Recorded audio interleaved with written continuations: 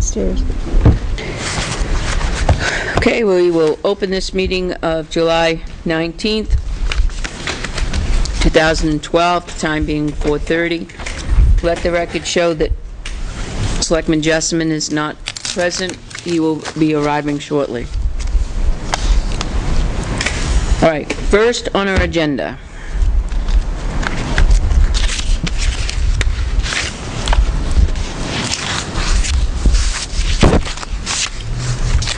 Lieutenant. I've asked the lieutenant to come in and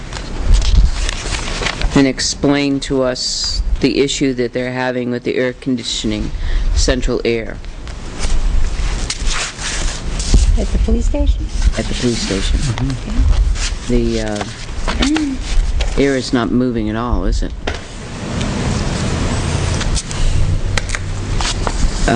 There's no fans or anything up in the attic. So he did a little bit of research. Catherine's coming right back up. Yeah. Well, I was going to say, I think the attic fans are worth their weight in gold. Well, this one's a solar attic fan. Yeah. We have attic fans, and it's amazing how much cooler my upstairs is since we put them in. And how much cooler the attic is. I mean...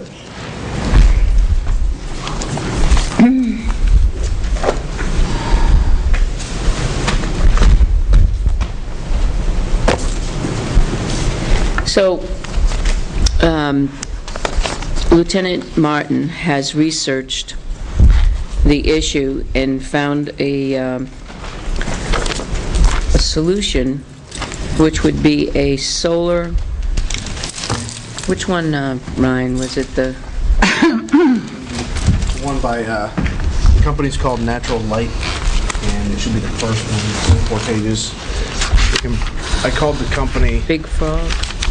Yes, the company itself uses a certain online website that they recommended that site. Oh, okay. Purchase it.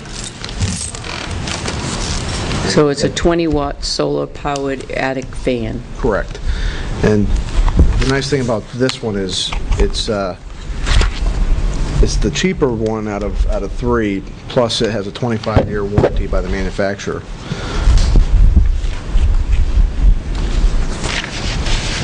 Our whole goal is to eliminate some of the hot air that's sitting up in the attic. Right. Correct. Why? Because the attic. Why don't you start from the beginning and tell me what's the problem? Okay. The problem is the central air system was put in approximately 10 years ago. Prior to that, we had wall mount units in each room. They weren't real efficient, but we went with central air. The condenser's outside the building, and it pipes it into the attic space, which is extremely hot. So you're sending your cooled air and your coolant into the hot attic where it's fighting itself to cool the rest of the building.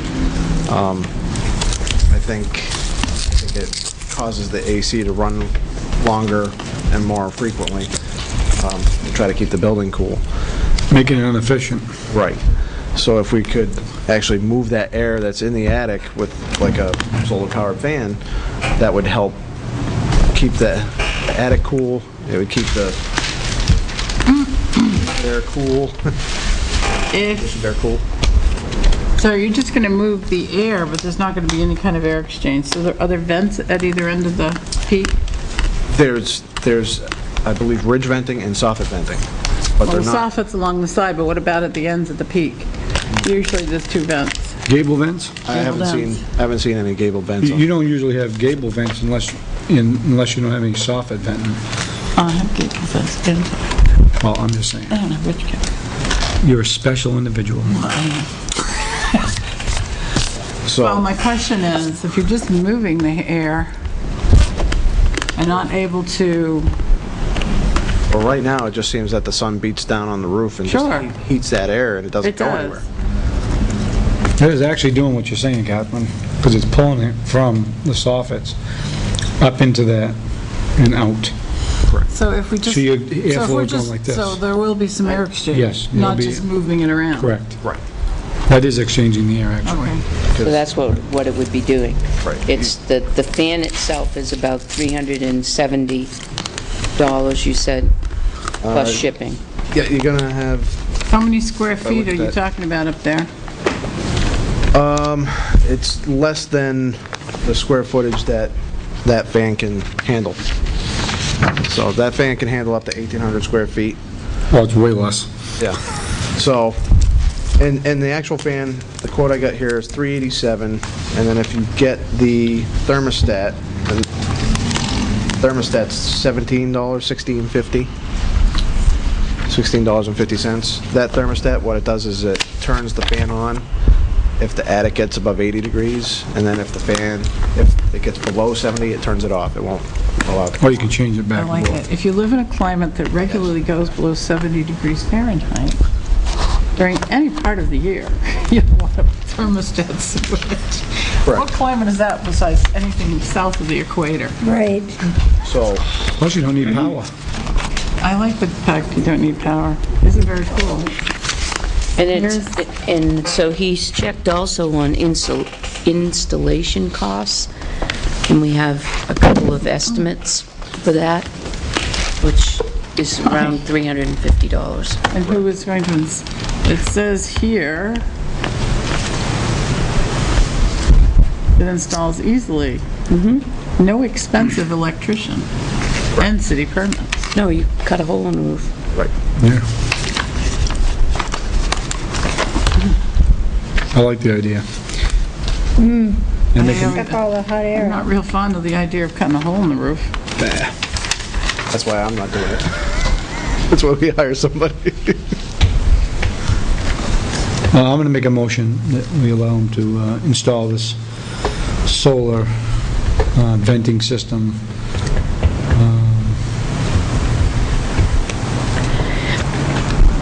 I'll second it. I thought you were going... No, I just want to get on the table.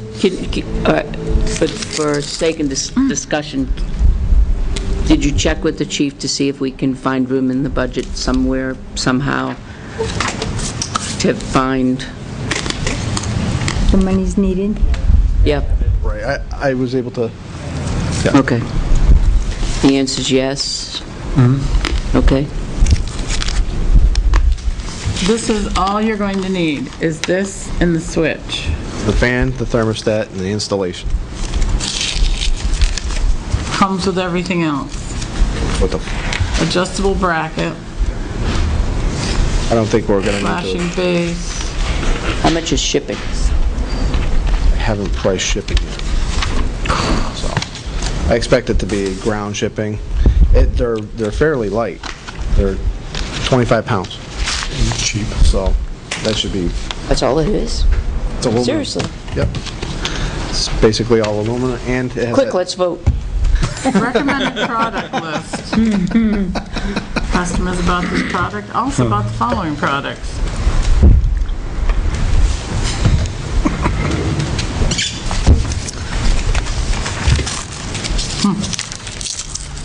This is the other one that he was looking at, that's $599. And you can see it sits on top of the roof. And this is a different one. Cheaper is not always better.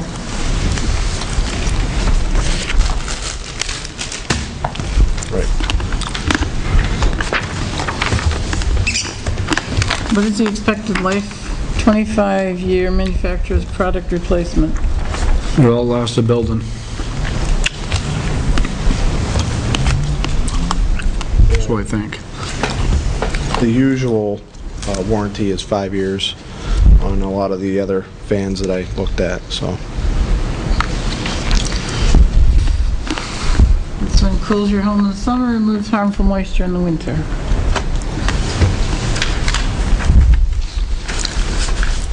Say that again, Kathy. This one cools in the summer and removes moisture in the winter. I think that's for God, don't send it southern. to Alaska.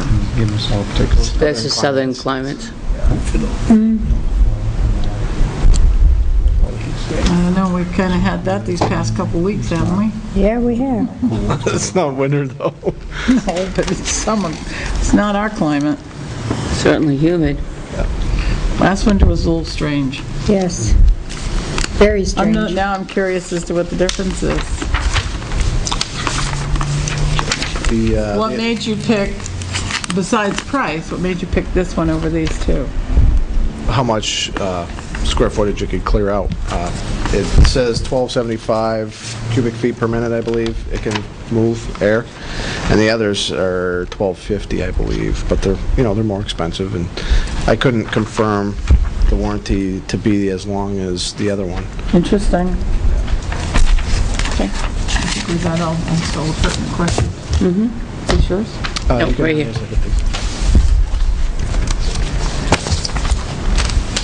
This was an estimate. This is for installation? Yeah, that's the first one of them. written estimate I got. I got And a then- verbal. Do you have one from, you left a message for Brian, right? Yes, I left a message for Brian Huckins, and And I got a phone Dale's- call back from Dale, but it's... He said about, and which you can't, you need something firm. So we can say not to exceed. So we can still get estimates on an installation. Yes. Okay. So we can say, While we're waiting for that to be delivered? we could probably, do you want to change your motion to go ahead and do this, and then we'll figure out who's going to do it? Or do you want to leave that up to them? I was going to who's say, do why it? can't we just take the ones that are there and take We only not have to one. exceed One, really? a certain amount? Yeah, but You only He have had a one, verbal. in we can fairness make a of the motion for others. him to purchase it now. Right. You go and purchase it, you're not going to get it tomorrow. What if, It's going to come you know, what sometime if next this week. this So one next comes in Thursday, we can sit here 300? You know what I and mean? you'll have estimates on who Okay. can install it, right? Oh, the chief will, yes. The chief will. And you'll have estimates on who will install it, and next Thursday night, we can decide on who's going to install it. You can do it Okay. in two parts. So just do your, Just do the ordering, because you don't know what each one's make your gonna motion do. to purchase the unit. I'll make a motion, rescind change my your other one. motion to- Change my motion that we purchase a unit, and we'll go from there after we get the prices on the, We'll decide on who who's gonna install installs it next week. And I'll change my second. So a motion has been made and seconded to purchase a solar attic fan in order to help the situation at the police station with all the air conditioning. Joe, the central air is piped through the attic, which is all hot air, which is... I filled Oh, it, good, no. okay. Yeah, So, oh, okay. One this is- question under discussion that I didn't get. What's the approximate cost of this fan? The approximate cost is $387, and then the thermostat, the independent thermostat, is $16.50. And what the thermostat does is allows it to kick on at 80 degrees and kick off at 70 degrees. Plus shipping. Should cost us nothing in electric though, right? Right. It'll pay for itself, which is Right. good. Eventually, yep. Yep, and it's portable, so. Well, it really isn't going to be portable because we're cutting a hole in the On the roof. roof, so... And installing the fan, but someday we might have a new police Well, yes, station that's and we correct. can In portable in that sense, port yes. to there. Absolutely, yep. Gonna leave the new owner with a hole in the roof? Yeah, then worse. Put a top over it. Sold as is. I'm sure we can have something to fit in there. Yeah, something. Don't get started, it's only 4:45. All right, motion's been made and seconded. All those in favor of the motion? Aye. Aye. Aye. All right, go forth in order. All right. Yep. That it? Anything else?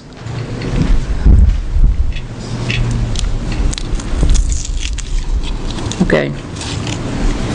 We have the approval of minutes. I have the third, but I don't... What are the other ones? That's all I got. Did we get 5:11 minutes? Catherine? Oh, okay. 5.3 versus another set of 5.3 that you did.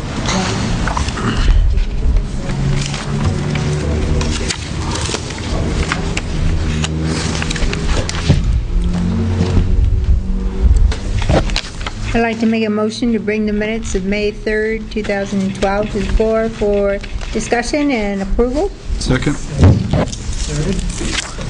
I don't think I have that. Here, you want to No, read it? wait a minute. What date are you looking at? May 3rd? Okay. Did you just put them in the, I have an extra one There there. might be, she Okay. has the next one, so. that's probably why I don't have one in my file. I wouldn't have been inside. She gave them to us. She brought them up separate and would have been laying on the outside of your folder. Mine was on the inside. Oh, did she get yours inside? Do you need a set, Pat? Oh, we got it. He had an extra one, thank you. So, aye.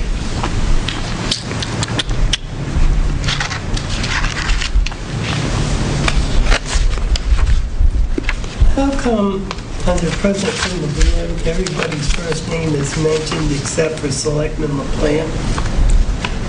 Just curious.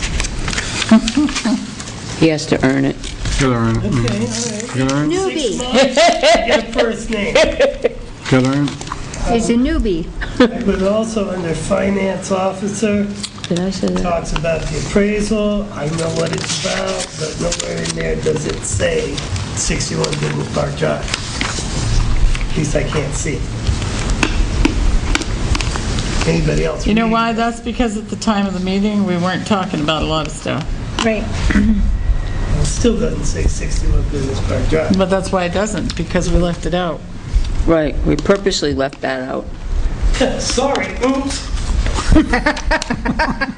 But since it's behind us, we can put it in there, Right, right? we can put it in now, but if you look at the bottom of the paragraph on the second page, I ain't gotten that. The motion says it. Yeah. right.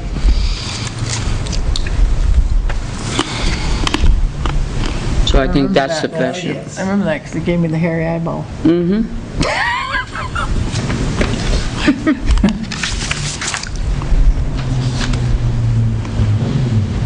Oh, the zero turn. I remember that meeting. Yep, me too.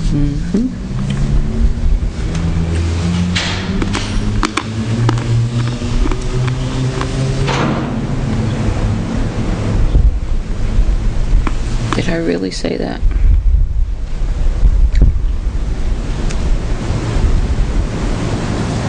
Just a minor correction, Terminix is with it's Terminix.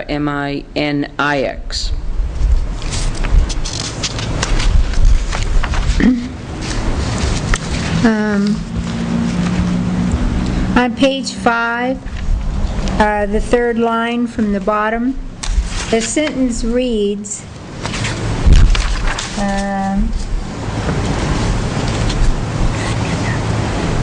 "You do not have a job, or the chief leaves because of this issue and leaves." I think if you just said, "or the chief leaves because of this issue," and just get rid of the "and leaves" after that. Yep.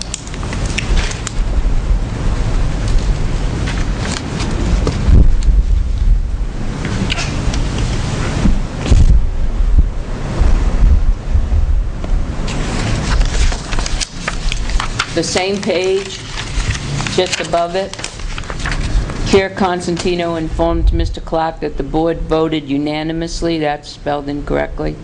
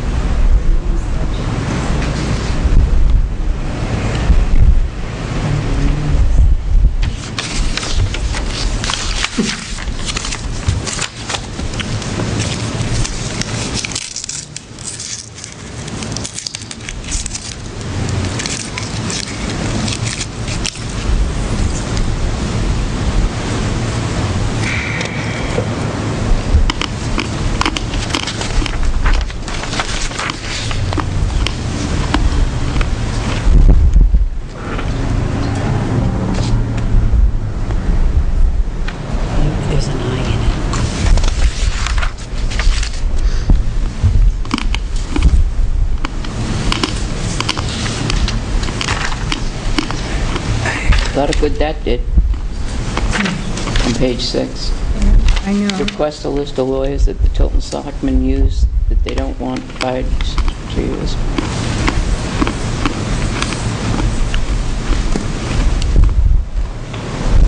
I liked it when you criticized that we had all of the good lawyers. Yeah. Well, I liked when he even went on to say that like we'd done that on purpose. Jeez. Remember to choose the bad lawyers next time. Yes.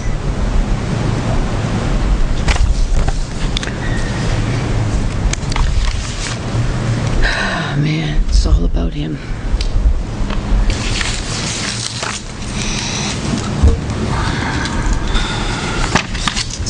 Page 3, middle of the page, word unanimously is spelled wrong.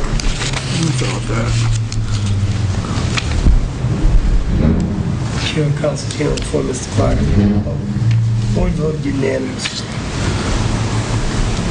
Yeah, well, I just corrected that. Never mind. I can't hear down here, I'm in the pit. Yeah, I know. Not on the list. That's a fire commission joke. Yeah.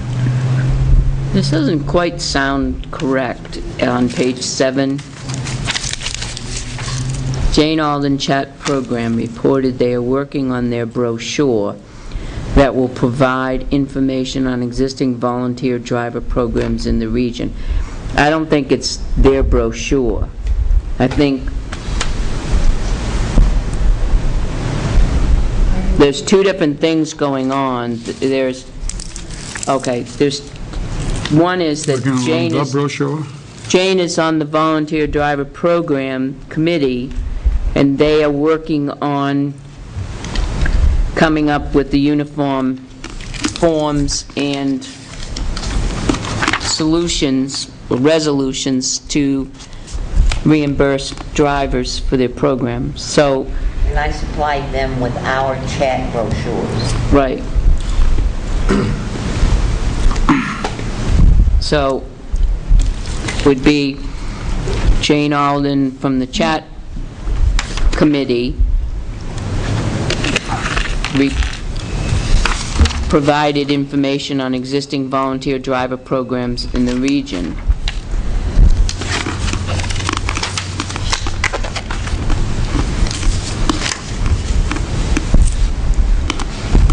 Correct me if I'm wrong.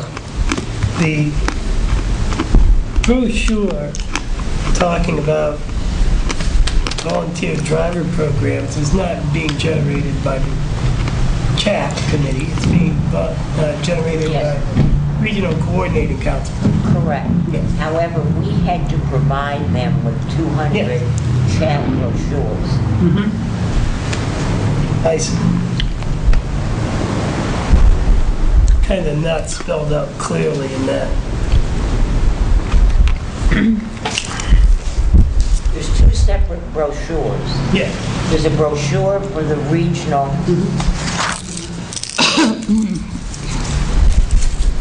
And then each individual town represented on that regional committee provided our local brochures.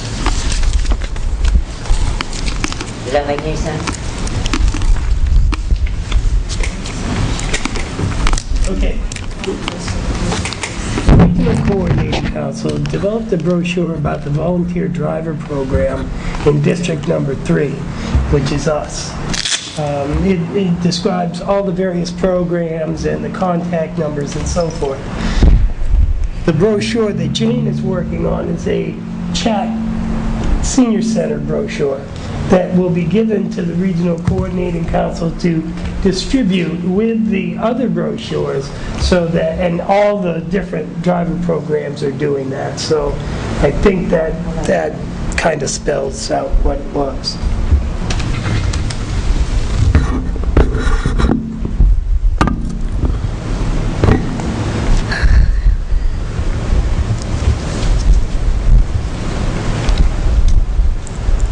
Any more corrections, concerns, or additions? Did you get the two all were in favor? No. Under Selectman Dawson, page 7, She made a motion to create a recycling committee, go to the end of that little blurb, and apparently we were really in favor, twice. So we can delete one of those. Must have been an exciting night. It was a very exciting time.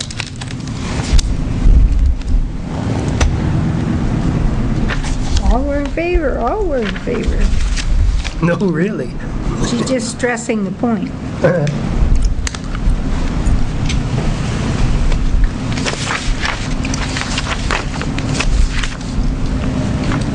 Okay. Move we accept the minutes as amended. Second. Any more discussion? All those in favor? Aye. Aye. Aye. We have a letter from Lauren. I read it.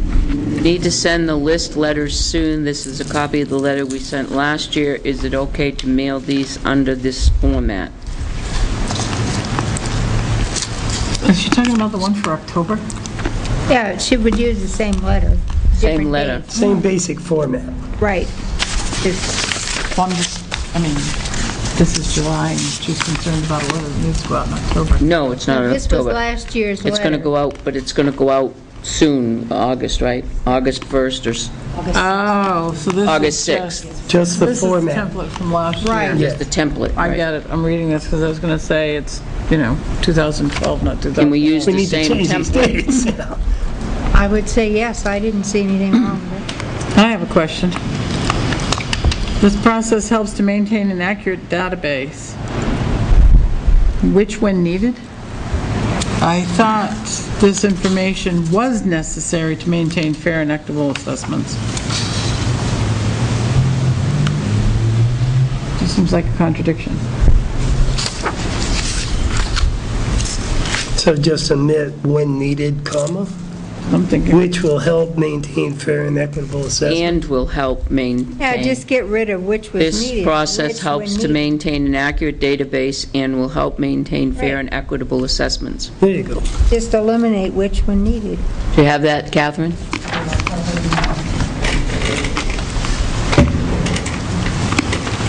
I'll give them all afterward.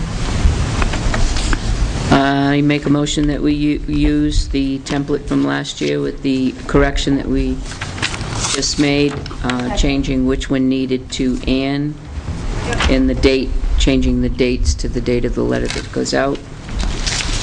Second. Any more discussion on the letter? All those in favor? Aye. Aye. Aye. Okay,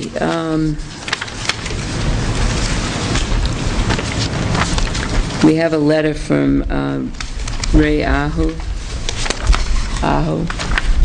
that as of Monday, July 16th, all work described in the agreement signed by Aho Construction on May 22nd has been completed. Unless notified otherwise, the warranty period described in paragraph 13 shall start as of 7/16/12 and expire on 7/16/15. The town shall comply with paragraph 15. This is also notification that another coat of water repellent should be applied to the exterior in about 5 years for best performance. do we all have a copy of that? Yep. Yeah. Thank you.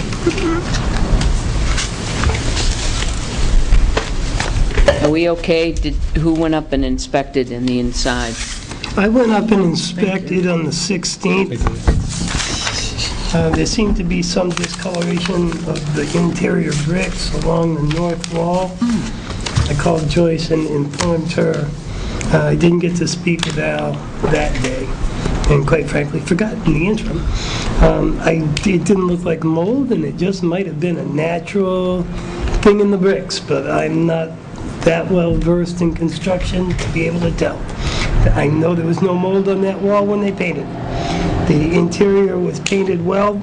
They were just finishing up over the top of the offices. They had sealed and mudded the holes inside the offices. They had yet to sand them or paint them.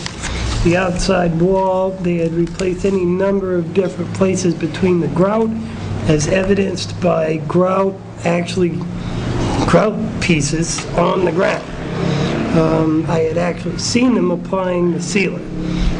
I witnessed that. They said they were going to be done that day and that they were going to clean up. I have not been back at this particular time, or since then, I should say. And that's my report. Subsequently, I was talking with Joyce. She called Aho and made sure that they were indeed going to sand and paint those interior office walls, where they'd cut the holes to check for the mold. Whether they did or not, I don't know, but they assured Joyce that that was part of the finish-up work they were doing. Do you think we should have someone go back and make sure everything is finished? Yes. I also think that perhaps it should be Al or Dennis, just because they have the construction, or Catherine, maybe she's all about those cinder blocks. And check to make sure on that north wall, just because. I'll go back, I can go back and check Maybe it. nothing, but it would be a good idea to have an experienced person look. Okay. Al? I'll go back and check it. Okay, great. But So, everything else looked really good. and that will, okay, great. I'm gonna put that up, I'm gonna go up there on Monday, all right? That'd be fine. Okay, I'll go up on Monday. Yeah, I'll let you know on Monday. What about tomorrow? Yeah. So you can find me. Good luck. Yep. We know where you live. I won't be there. I can almost guarantee it.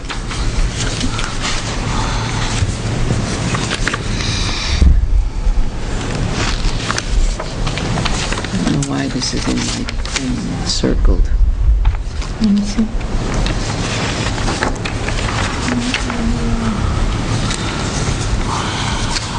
I don't know. Cindy, did you need to speak with us? Yeah, I just wanted to give you an update on the dating list.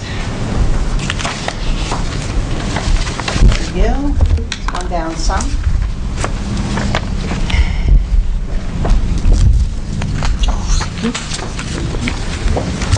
Is there a way you can email it to us? Instead of putting it on Sure, paper? but I do it at the last minute. Oh, okay. I just don't, I can, next time I'll share one with Catherine. Okay. Thank you. I just like, hate wasting paper. I did it front and back. I know.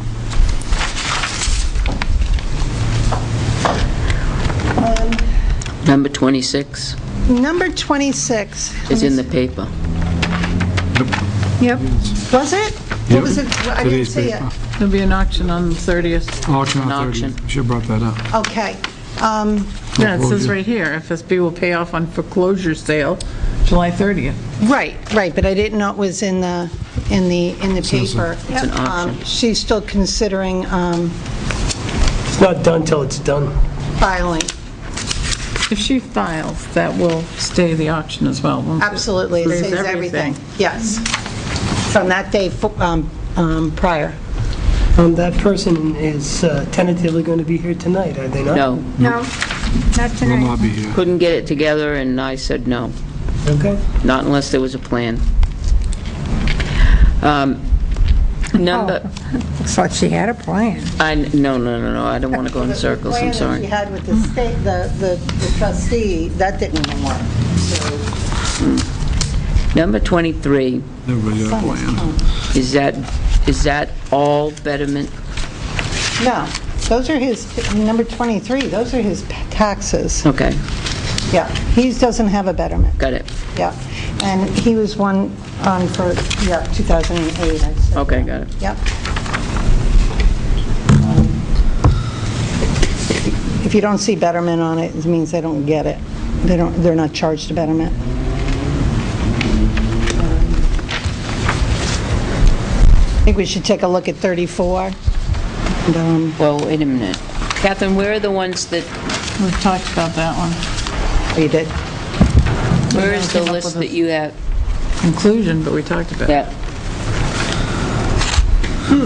We have number 9 that we're making a decision on tonight. Okay. We have number 28 we're making a decision on. Are you making a decision regarding the betterment? Or the taxes? Betterment. Some of them don't owe taxes. Well, number 9 does. Both, That was so. Yeah. both. And number 33. And 15.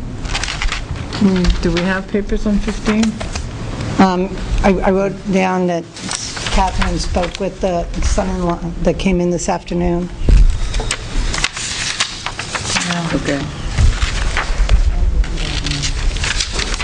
Okay, No? said non-public. Right. Has anyone talked to the, what do they have, a chairman or president for their co-op in White Rock? I can't. They have a chairman of the board. I don't know if there's a president in addition to that, but they do have a chairman of their board, because I was talking with the secretary. Gaslight, it's a president. I mean, whatever they call them, they do have a head, right? Oh, yes, they do. Newly elected, apparently. Relatively newly elected. Lucky them. Not so much. I'm saying, lucky them. Oh, Yeah. Any both indication? paid. that means our Main Street ones are paid? No, the first one isn't. No, the other one, though. Yes. Please don't tell me you're not surprised. Don't tell me you're surprised. Oh, the one, I would suggest that to them for a winter's farmer's market. 262, which is taken off, 262 Main, they actually paid every bit of the taxes. You mean... 15,000. Really? Well, that's wonderful, terrific. Yeah, Yep. absolutely. So, he said when they bought the place, the taxes hadn't been paid. That's good. So, yeah, I was very happy to see that come in.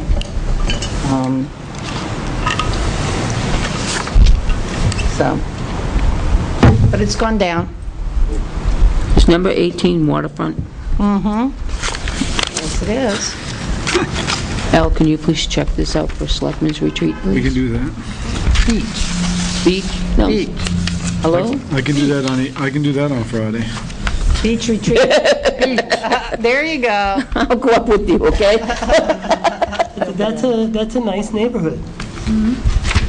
Now, number 27 is that piece of property. Catherine, you know about that? Yep. Yep, We're just waiting for that one. yep, It's a lot of money. yep. No man's land, Is it in the back or the front? Landlocked. landlocked, Okay. it's right in the middle. Backland. We call it backland. Number 11? I think it's one of In the our two. language. We have two pieces that are landlocked, right? It is number 27. 27. Right. Oh, Landlocked. that there, yeah, that's just a little piece that seems like it's no man's land, right? Right. I don't even, It's not I've never that seen little. Yeah, no, well, it's That just, area's not that big. No, probably belongs to all those properties, Yeah, you we know. could sell it. we could keep it. Yeah? You can't get there from here. You need a Yeah, right of way. why don't we just Can't do it from butterflies here. as wildland? Yeah. Undeveloped wildland. Yeah. Just keep it. It doesn't, no one can build on it. Nobody. Nobody's property's attached to it? Yeah, well, what would you do? Divide it up and sell it to all little butters, have a bidding war? Right. How did Yeah, bidding war. Why not just keep that? I'm in the Well, business. you know what? Let's send it over to the Conservation Commission, say, what do you think? Yeah.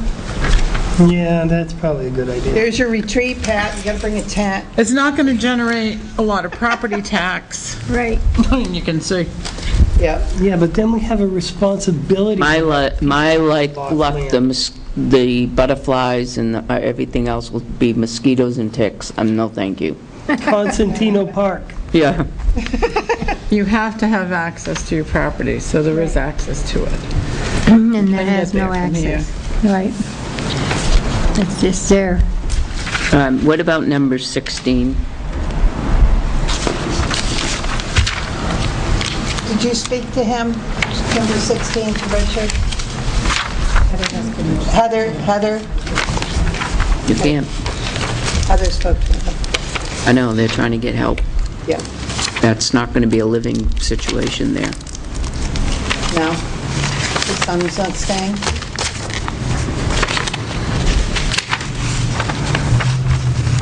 I think it's a stepson.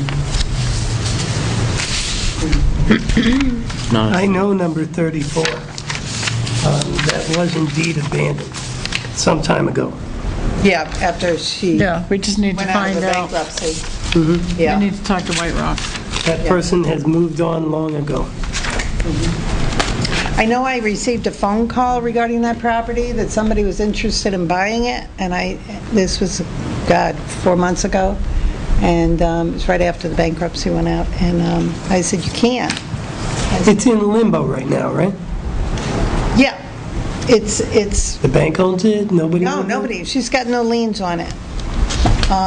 We have the liens on it. We're The town only can ones take it I and see, sell I it, get it. but So we're you're- first in line. you're subject to whatever White Rock's Yeah, policies are, whatever they do to background check their clientele, et That cetera, et would be part cetera. of the auction price. well, right, and if they wanted to sell it as abandoned property, I'm assuming there's different laws that they have to abide by. So it's easier that if the town takes it and they have a buyer, then you can just go from there. We have to have a conversation with them. Yeah, Yeah. yeah. Okay. I'll find out when the next meeting is. Getting shorter. It is. It is. Yep, absolutely. It's wonderful that people are coming in. Any chance number 1's not coming? No chance at all. He'll be here. Just kidding. That's a given. Yep. One Every can year. pray. I'll go tear down the fence tonight. One can pray. Right. And I Knows pray that. every night for that. Louder on it. We need to get them all working up there, not just one, huh? Exactly. That's So, right. Next. Yep, That's it. All right, thank you. thank you. Oh, by the way, I don't know if the board's aware or not, you heard about the house that burned over after the storm from the lightning strike? Belmont? No. Yeah, in Belmont, Laconia.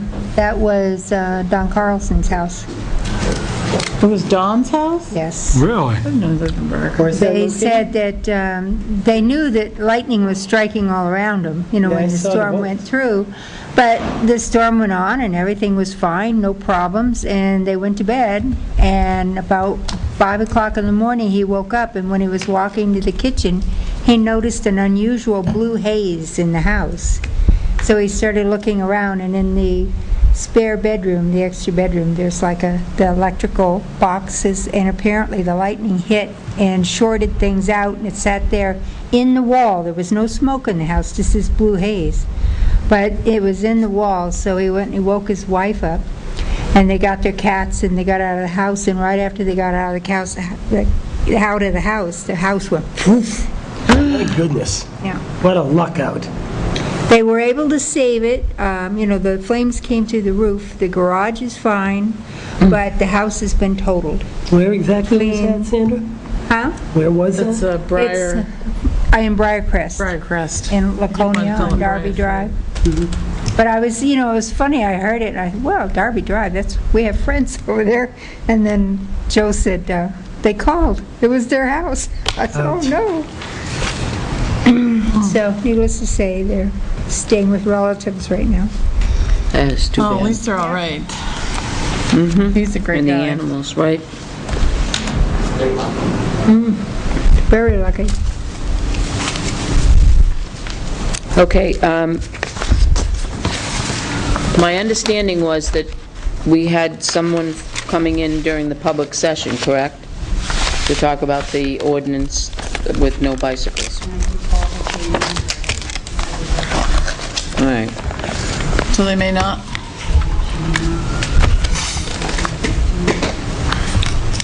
I guess we move on. If she comes in, she comes in. Okay. New business, we have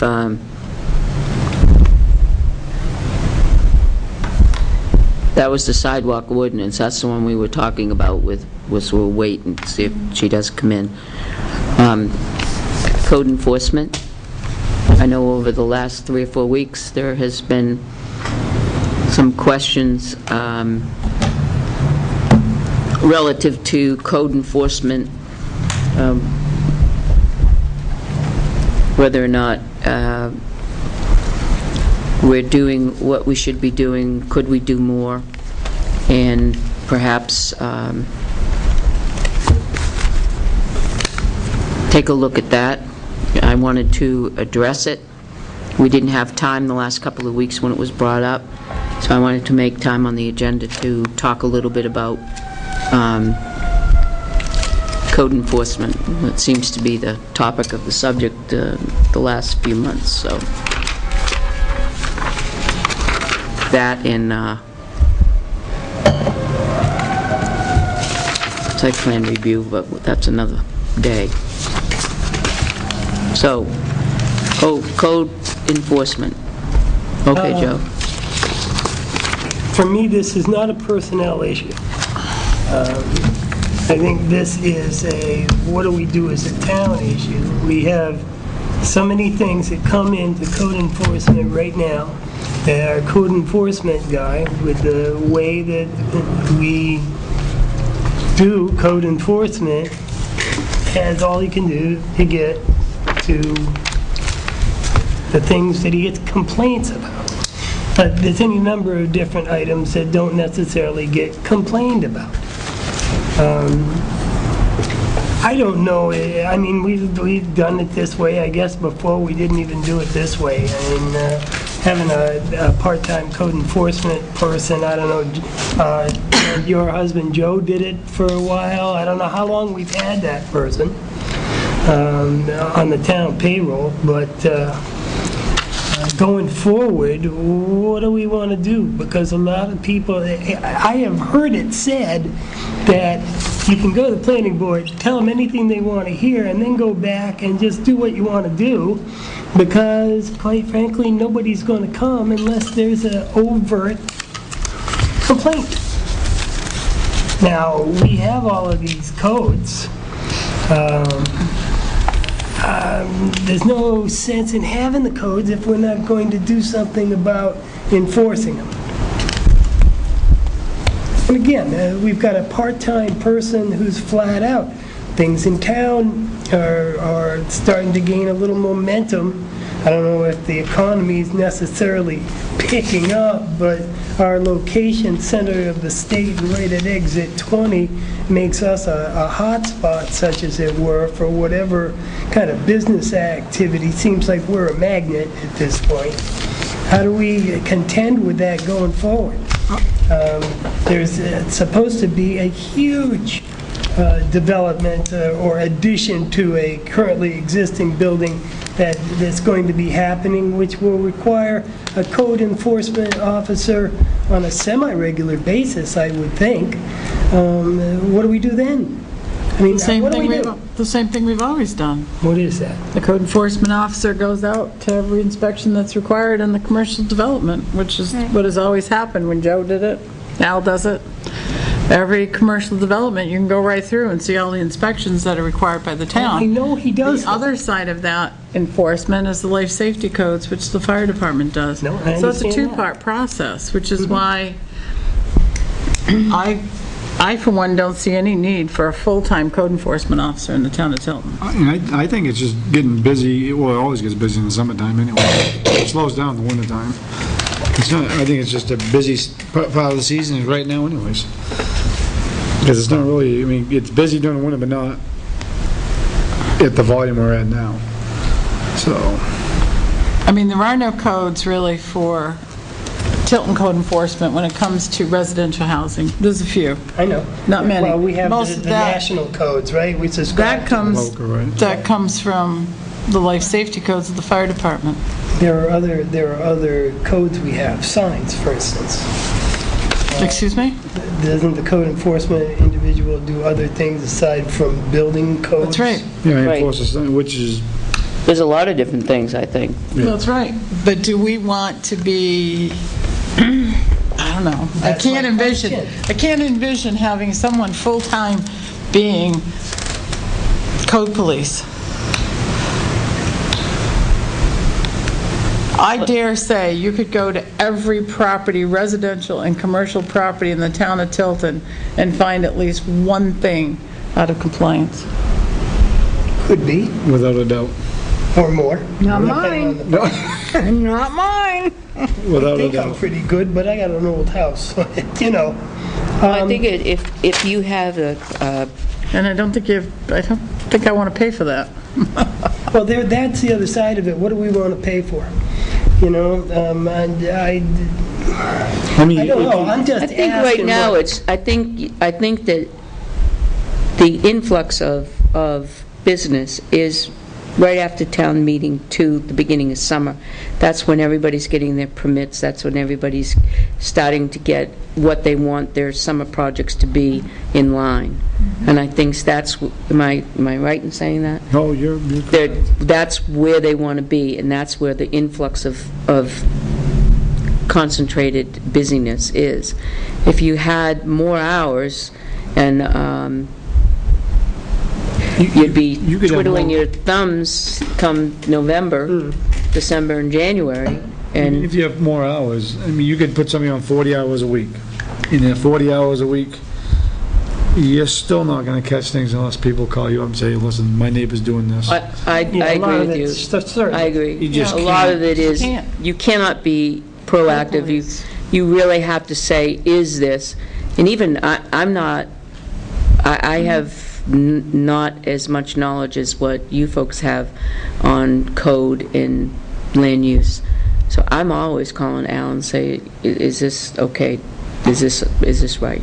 Go check it out. If it is, And it then is, it he isn't, checks it out isn't. and gets back to me. Might be a day, but he checks it out. I Gets know, back to me. I know that it's very difficult in this town. You have a lot of properties over along Route 3 that have things about them that look like they would be non-compliant. But there's a lot of properties over there that have variances in their files. They've had this particular oddity since before zoning came into being. So when you're going down the street, like I always told people, and I'm still telling people, if you go down the street and you're seeing something that you just don't think is right, like you did before, write it down. Al can go out and check it out. He'll know whether or not it's new or it's not new, and whether or not they got a permit for it. We, as individuals, unless we're constantly at his door, hey, do you give a permit to so-and-so for this, and, asking them, then we're not going to know.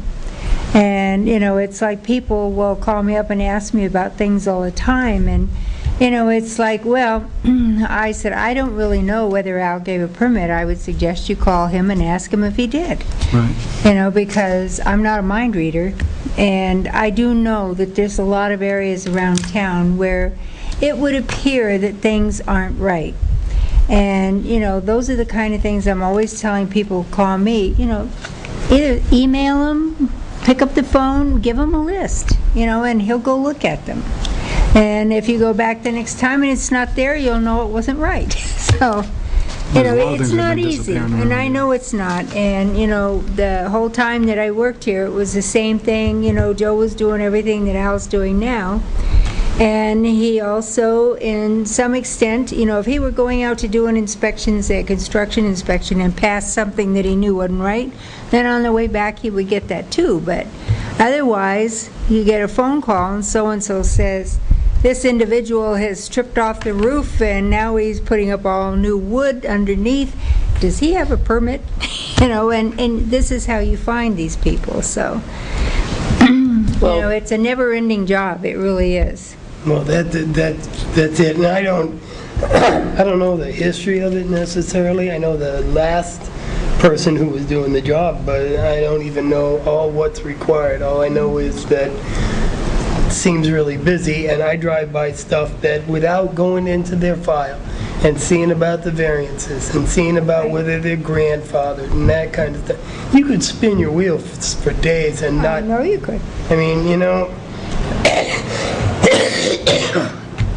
well, that pretty much answers my questions, I guess. What's happening with the letters that went out for the signage that were not in Well, some of the compliance? signage is disappearing. Some people are putting in for their application for temporary signage. And some people, Or just leaving them up? the days are almost numbered. And How many, do you have a certain time frame and then I give them you between take 20 and action, 30 or? days, and he send another letter, obviously, because you got to do your paperwork, on a paper trail, and then if nothing gets done by then, And it's a cease and desist? yep. Okay. I got a list of them down. I got a good binder downstairs going right now.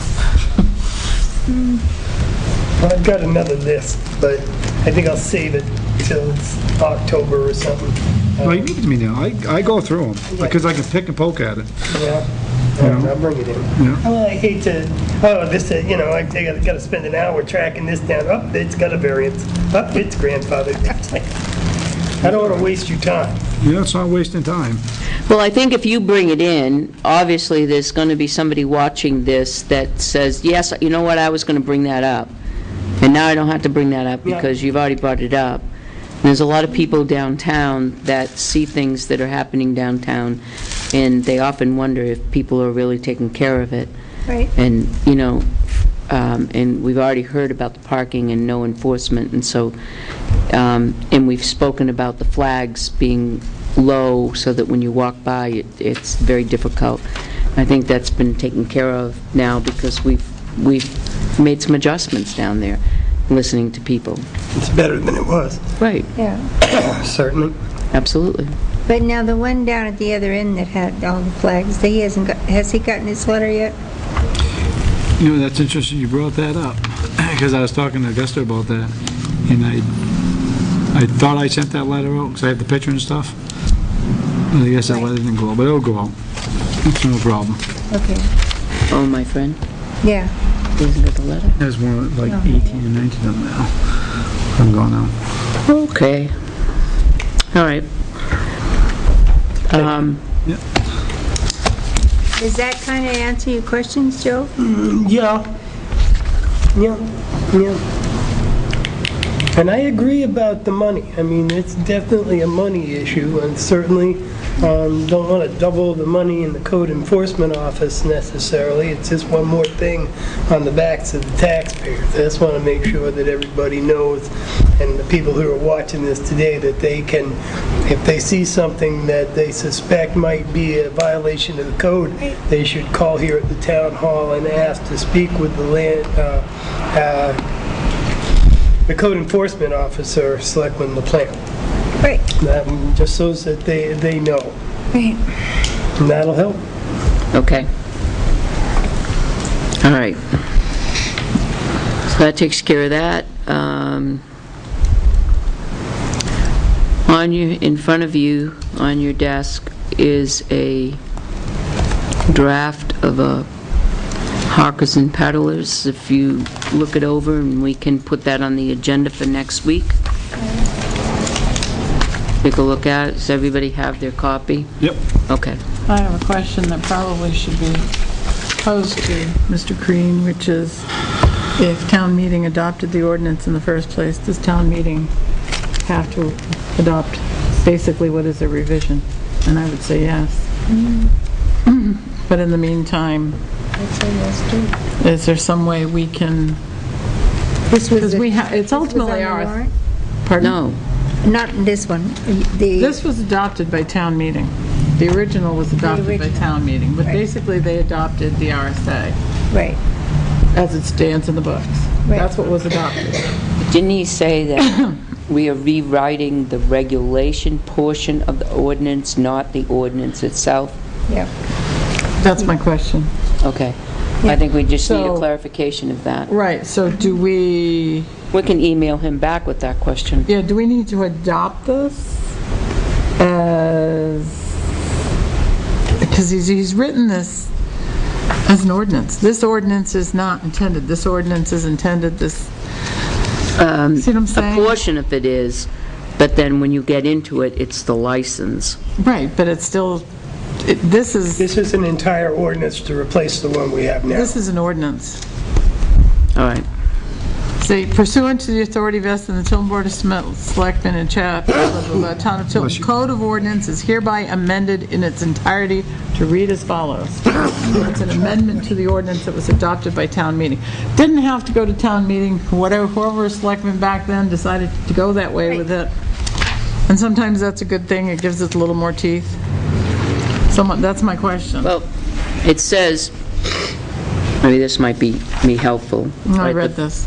It is written to be adopted pursuant to RSA 31-102A, which is one of the regulations that may be adopted by selectmen instead of town meeting. Right, but the selectmen at that time chose to go to town meeting. Right.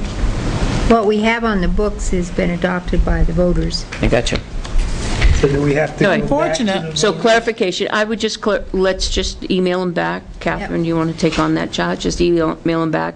I can do that. And ask them, Okay. just to clarify that, if originally it was, but pursuant to a warrant in the town meeting, do we need to go back to a town warrant Right. to rewrite And it? then my question will be, and if so, how do we Right. implement it? How do we deal with a flawed one going forward until next March? I only created the license portion of it. Okay. I didn't do anything with the ordinance. Okay, The license, the actual Right, which- application right. I was understand. created. yep, I understand. Okay, well, good question. We need to find out. I've always, as far as the land use part of it, I always, if town meeting voted it in, then town meeting had to vote it out. That's the standard, isn't Or, it? you know, the change. Seems logical. It'd be interesting to see what he has to say.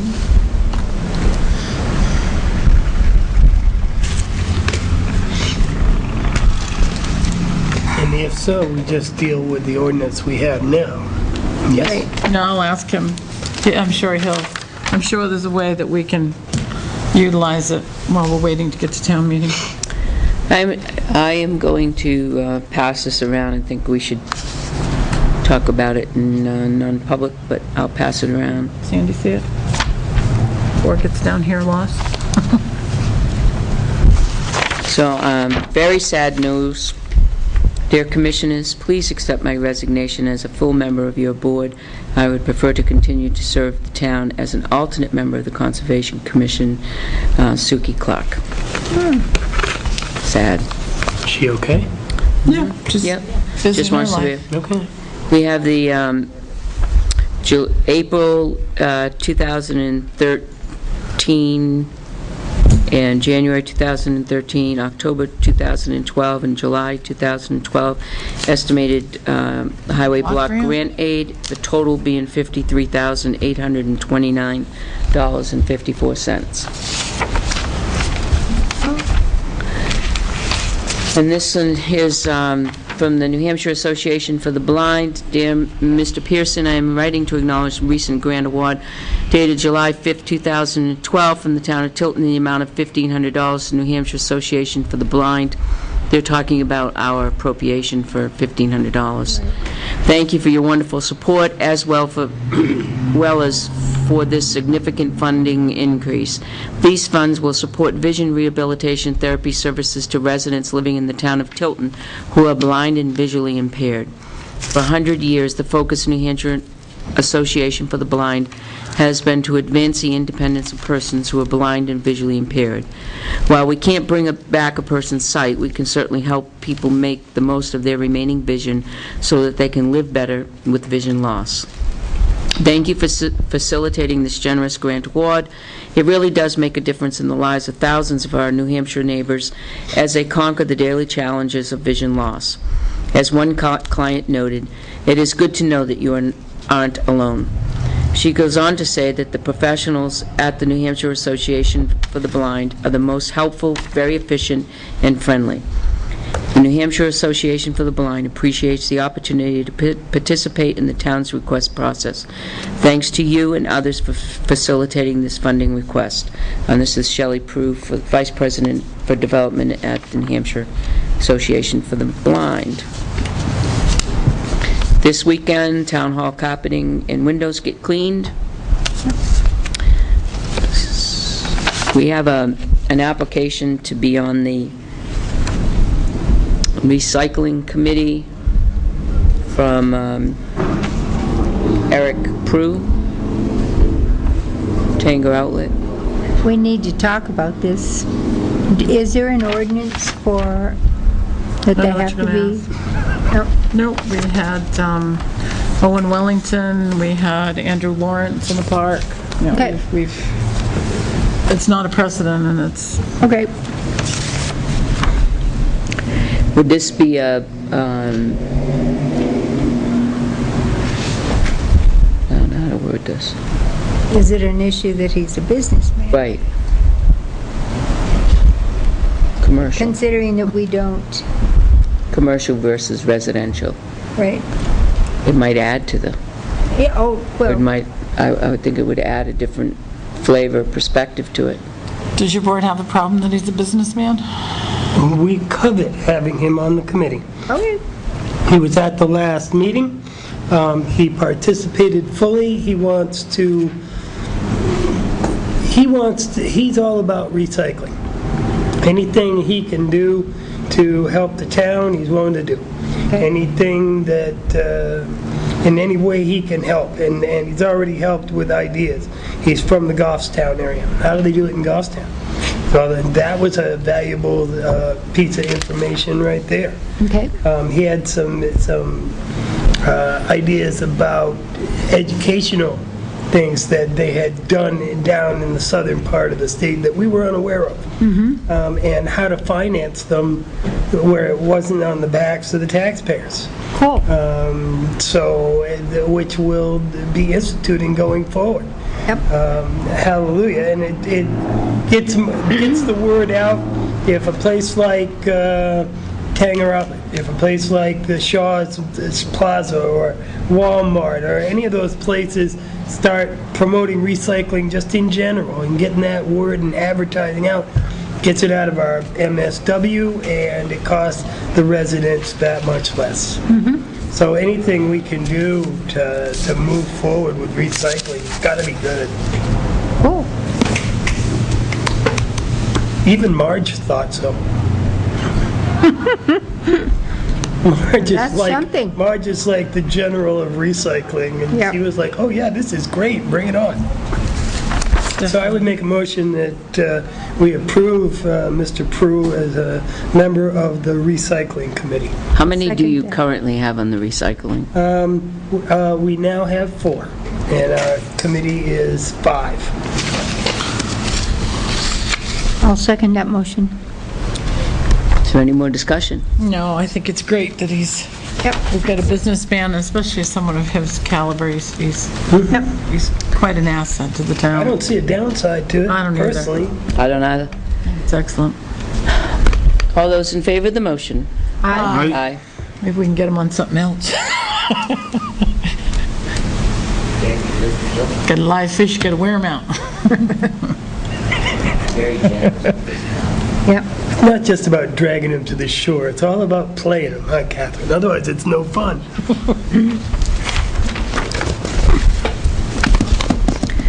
All right, and we have a note from TLC Tree and Crane Service. Have a fully equipped, fully insured tree care company proposes to perform tree work on storm cleanup services. They must have read our news. We have served New Hampshire municipalities and state highways department for over 30 years. Our prices are competitive. We have 3 cranes, aerial lifts, large and small, chippers, stump grinders at our disposal. If our services are not needed at this time, please keep us on file for further consideration. So, on file? I would get a certificate of insurance from them if they want us to keep them on file. And update it accordingly. Yep.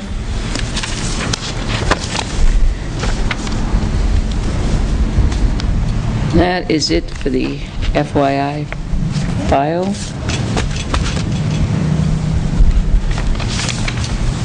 There's my minutes.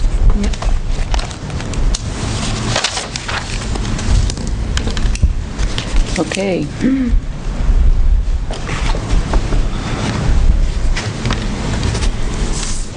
Sandy, do you have anything for us today?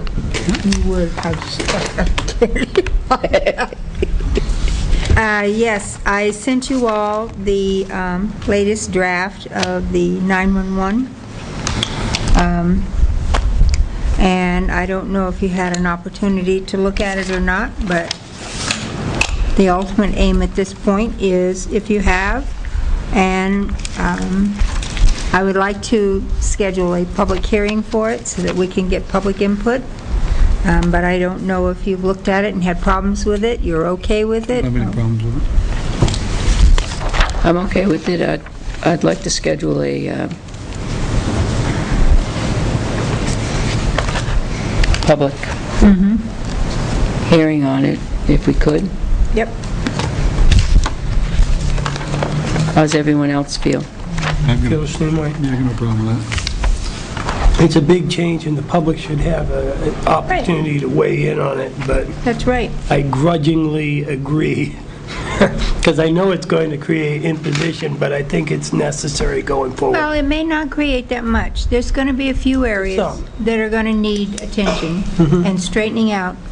But I think overall, the town is okay. You know, we've got a little bit of a mess downtown, and in a couple of the condominium developments that we have around the lake, you know, where they're going to need some work. So, I find downtown to be a big mess.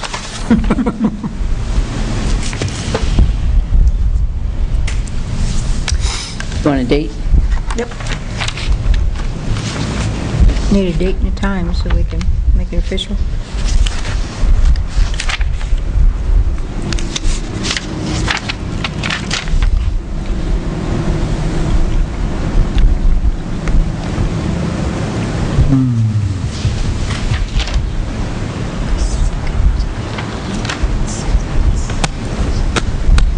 What about August 9th?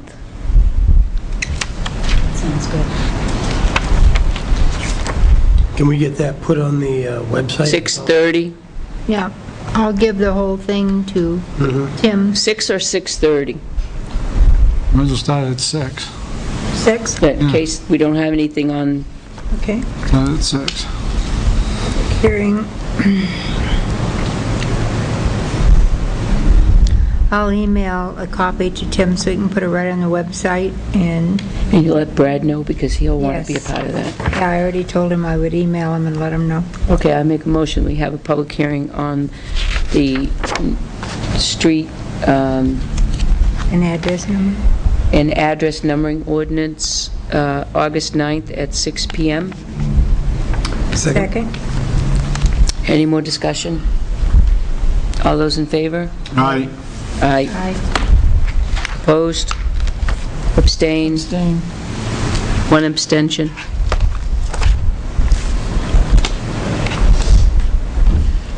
Okay. That's it.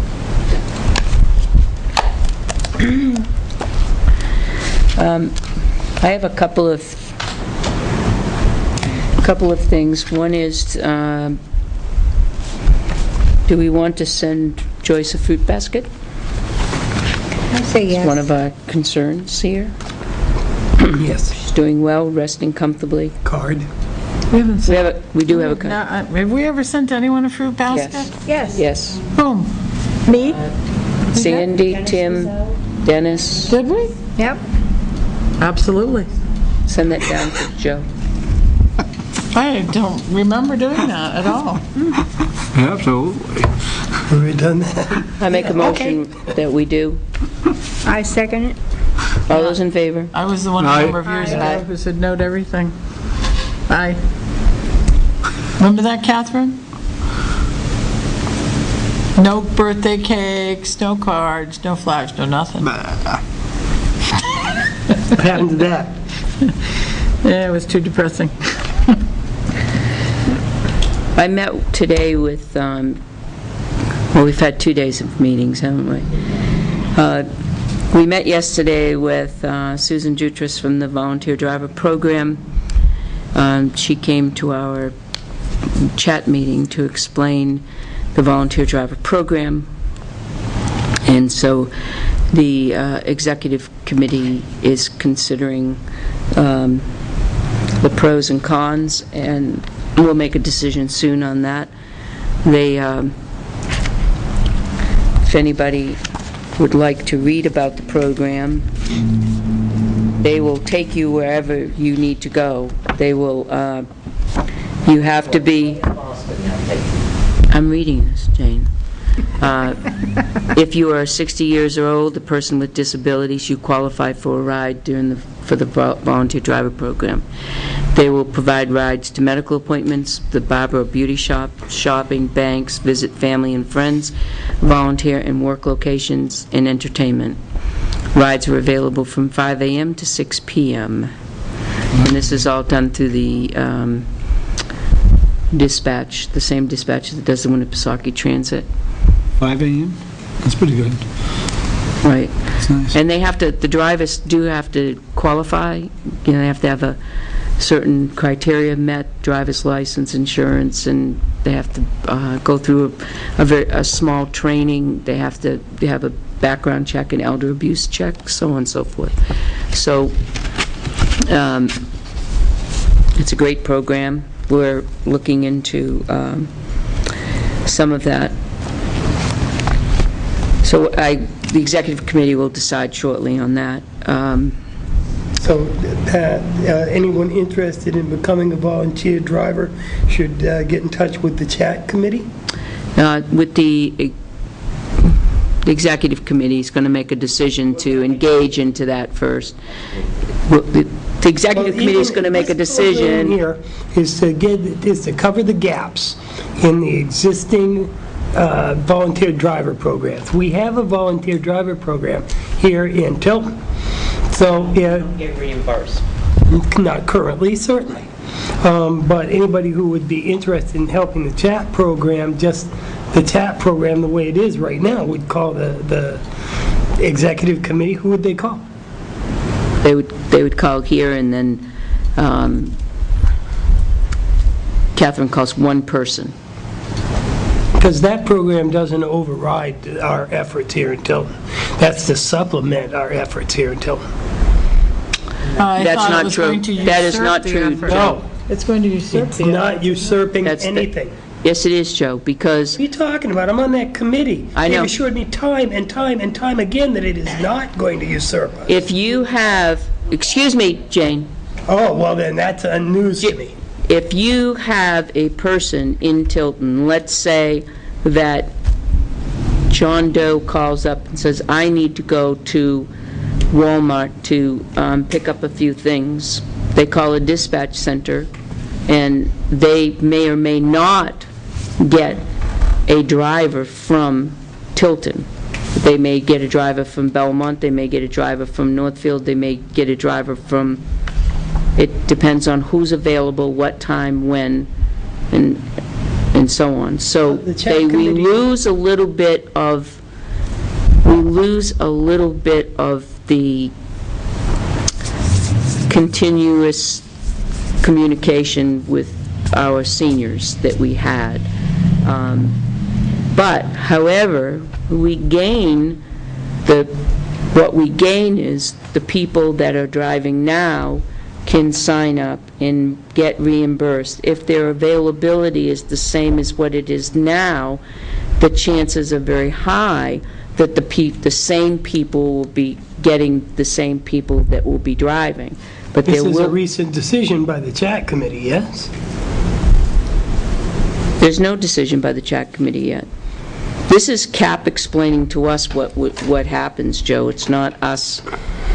This is what, we've asked these questions for about an hour and a half yesterday. In a year and a half, that is not the way I understand that program to run. I'm on the standards committee, I'm on the operating committee, I'm on the board of directors for that, and all of a sudden, it's completely different? That doesn't make any sense to me. I went to the last month's meeting, and it wasn't like that at all. We as a chat committee will have absolutely no control over seniors getting rides, no rides. And when we asked for the percentage, it would be 97%. If, in fact, that what happens to the 3% that doesn't get picked up, they give a window of 48. They ask for 3 to 5 day window for them to be picked up. So I have an appointment next week at such and such a time, and they look for a driver. If they can't get one within 48 hours, they will call you back and say, I'm unable to get one. However, yesterday what we worked out was that they would be willing to say to them in Tilton, we're not able to get you a driver. However, you can call this resource, and they may be able to help you, which would be a member of chat. Otherwise, they just deny and say, I'm sorry, we can't help you. I'm stunned. I'm absolutely All right, Jane, stunned. go ahead. I've been doing this for 2 years based on one thing, and all of a sudden I find out it's different. So, let me explain something. We had the meeting, I was there with you, and we talked about the volunteer program in all the different towns and how we have gotten this grant and we're coming up with standards and so on and so forth. After that meeting, Susan Jutras and Susan Jutras works for CAP. I know who she is. She's in charge of the volunteer driving I know program. who she is. We started talking, and I said to her, would it be possible for us to join CAP's volunteer driving program? Because she told me she was interviewing a driver for her program who lives in Tilton. And she said, well, yes, I think it would. So I talked about it at our executive committee meeting. Okay? And everyone was interested in having her come and talk about it. So this is a recent development. Yes, but her program's not recent, I know that. okay? But that's a recent development. This was a result of our meeting the last time. Oh, Because- okay. No wonder I haven't heard about it. Because if we join the program that Susan has, we would immediately start getting reimbursed 41 cents a mile. Yep. Okay, that's how it all came about. I was under the impression that chat program wanted their autonomy.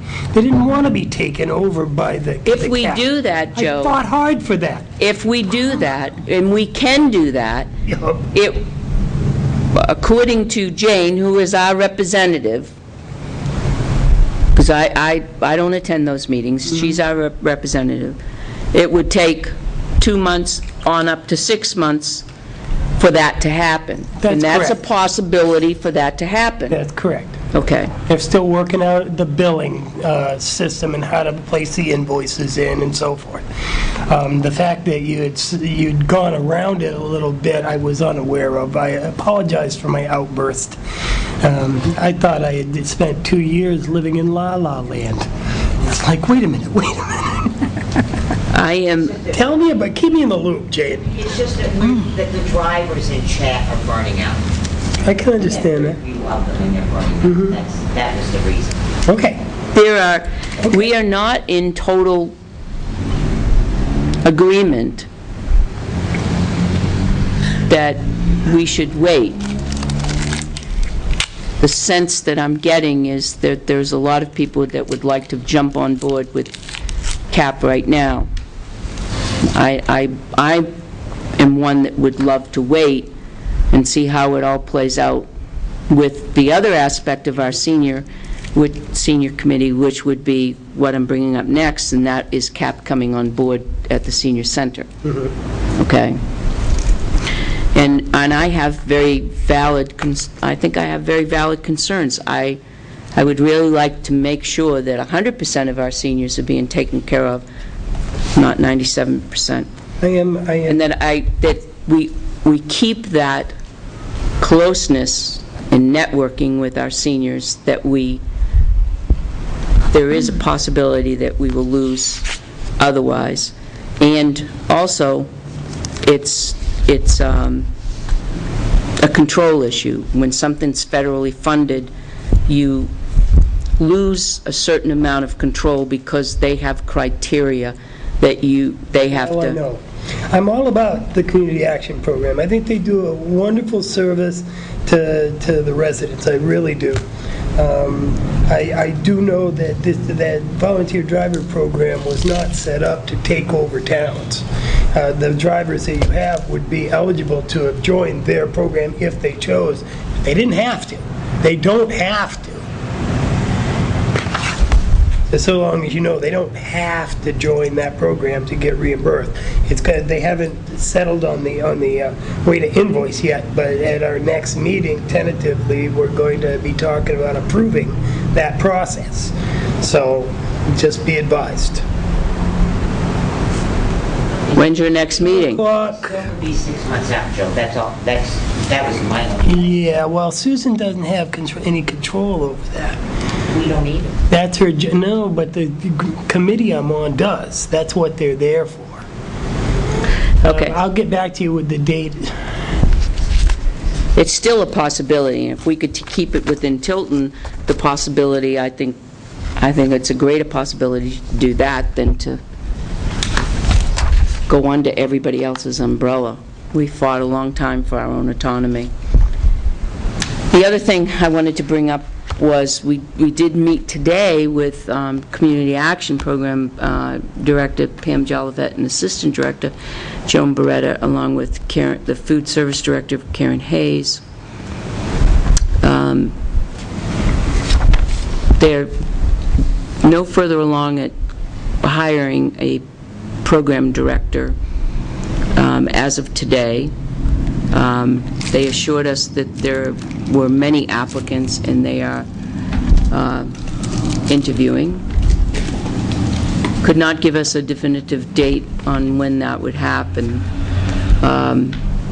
So we did discuss the possibility, because once they do take over their 20 hours or so, that's their program, that's their setup, the way that they want to run it, and we can't get involved in that. So we've been holding off on doing our own programs. So we're just going to go ahead and do our programs, and they're going to help matriculate those programs with their programs when they open. So we're going to go ahead and run some programs, whether it be computer lessons, quilting. What was another one that they brought up? We have a list of volunteers right now that are waiting to come and do programs at the senior center for seniors. And we've been holding off on doing it because we were waiting on CAP, because we felt that they had first said July 1st, then they said the end of July, and now they're not giving us a date. So, and they said August, and now they're not giving us a date. So we're going to go ahead and do those programs and open up and create, and then what they'll do is just matriculate in with them and have some sense of partnership once they open up with us. So we'll open first. So the executive committee will get together soon, come up with the program, talk with the volunteers that have volunteered, and go that way. A lot of things like book clubs, there's a real interest in a book club. That's not volunteer time intensive, so our cards, we have a group now that plays once a week. Things like that. Jane, on August 8th at 2 o'clock at the Belmont Senior Center, there's a meeting of the Regional Coordinating Council to discuss that billing. If you'd like to go over and sit in on that, certainly. I'll let you know again just a couple days prior.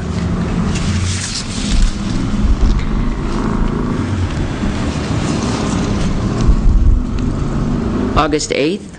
August 8th, 2 o'clock on the second floor of the Senior Center. There's a kitchen area up there. It's kind of like in the dining room. And there's an offshoot of that met today, but I was out with the Rivers, so I couldn't attend that. Pam, fill me in on what went on with that.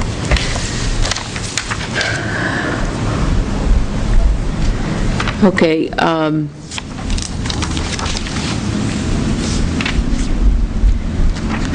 I want to bring up one more issue, and I've talked individually with 3 or 4 of the people on the Board of Selectmen, and the issue on whether or not site plan review is needed or not needed has become a question. I think that rather than individually try to sort it out, I think that we should ask the planning board if we could be put on the agenda and perhaps speak with the planning board. Regarding? Site plan review. How it's done, why it's done. I'd like to learn about that. It's difficult. I've read through the guidelines that were created by the planning board, although it's not signed by the planning board. They're just guidelines. Right, but I mean, I assume it was adopted by the planning board. That's reflected in your minutes someplace. But, for example, proposals that involve no change of use. What's change of use? If I have a clothing store and decide to sell shoes, in my mind, that's change of use. Well, I'm changing from selling clothing to shoes. That's not changing. But that's my definition. Right. We have no definition for what describes or determines what is a change of use. Right. That terminology does not exist in any site plan. Oh, I know. Information, the I state tried for books, about anywhere. 3 weeks to find a definition. And it's very difficult for the land use office, for the building inspector, for us to determine Right. when people come in for an application, what's a change of use? What is that? It's not described. So it's very vague. If you read this through, basically everybody that walks through the door, give them an application, have them site plan. And then, That's not being no, partners with business. no, it's not. No. And That we would, need businesses, especially in the downtown area, and those are small business people. And if they have to come in and site plan to go into these small stores to sell their wares, I dare say we're not going to, I think not that- going to be successful. I don't think it would hurt to go and get some input from the planning board. Yep. That's fine. Dan Crean should be coming in next month for his lectures. Is he? I don't know. I haven't I don't heard. know. I Well, you're checking on it, right? Okay. But we are not any better off than we were a month ago. No, I think that there's a lot of unanswered questions, and I think that we should probably all be on the same page for that. I agree. So can we get put on the agenda along with, at the planning board agenda? No, we're meeting Will next you- week. Will you have Gus Is it put next us on the agenda tomorrow? Well, next week is there's no site plans next week. Next week, so it's Right. informative. to go Right, over right. Various ordinances, Right. that would be fine. Damn it.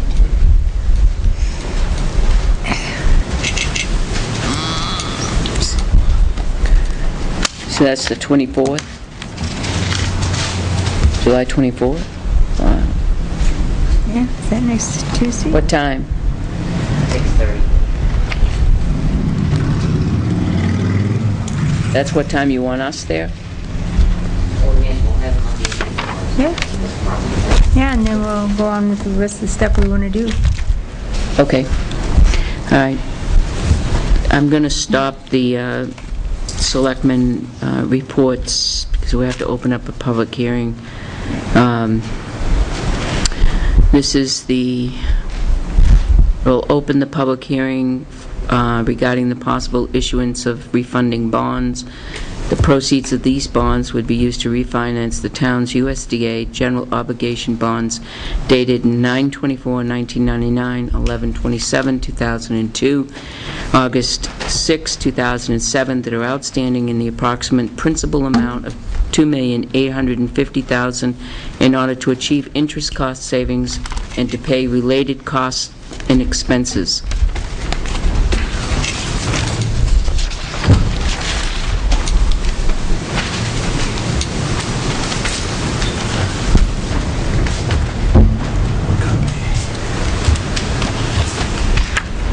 So go ahead, Tim, why don't you explain what...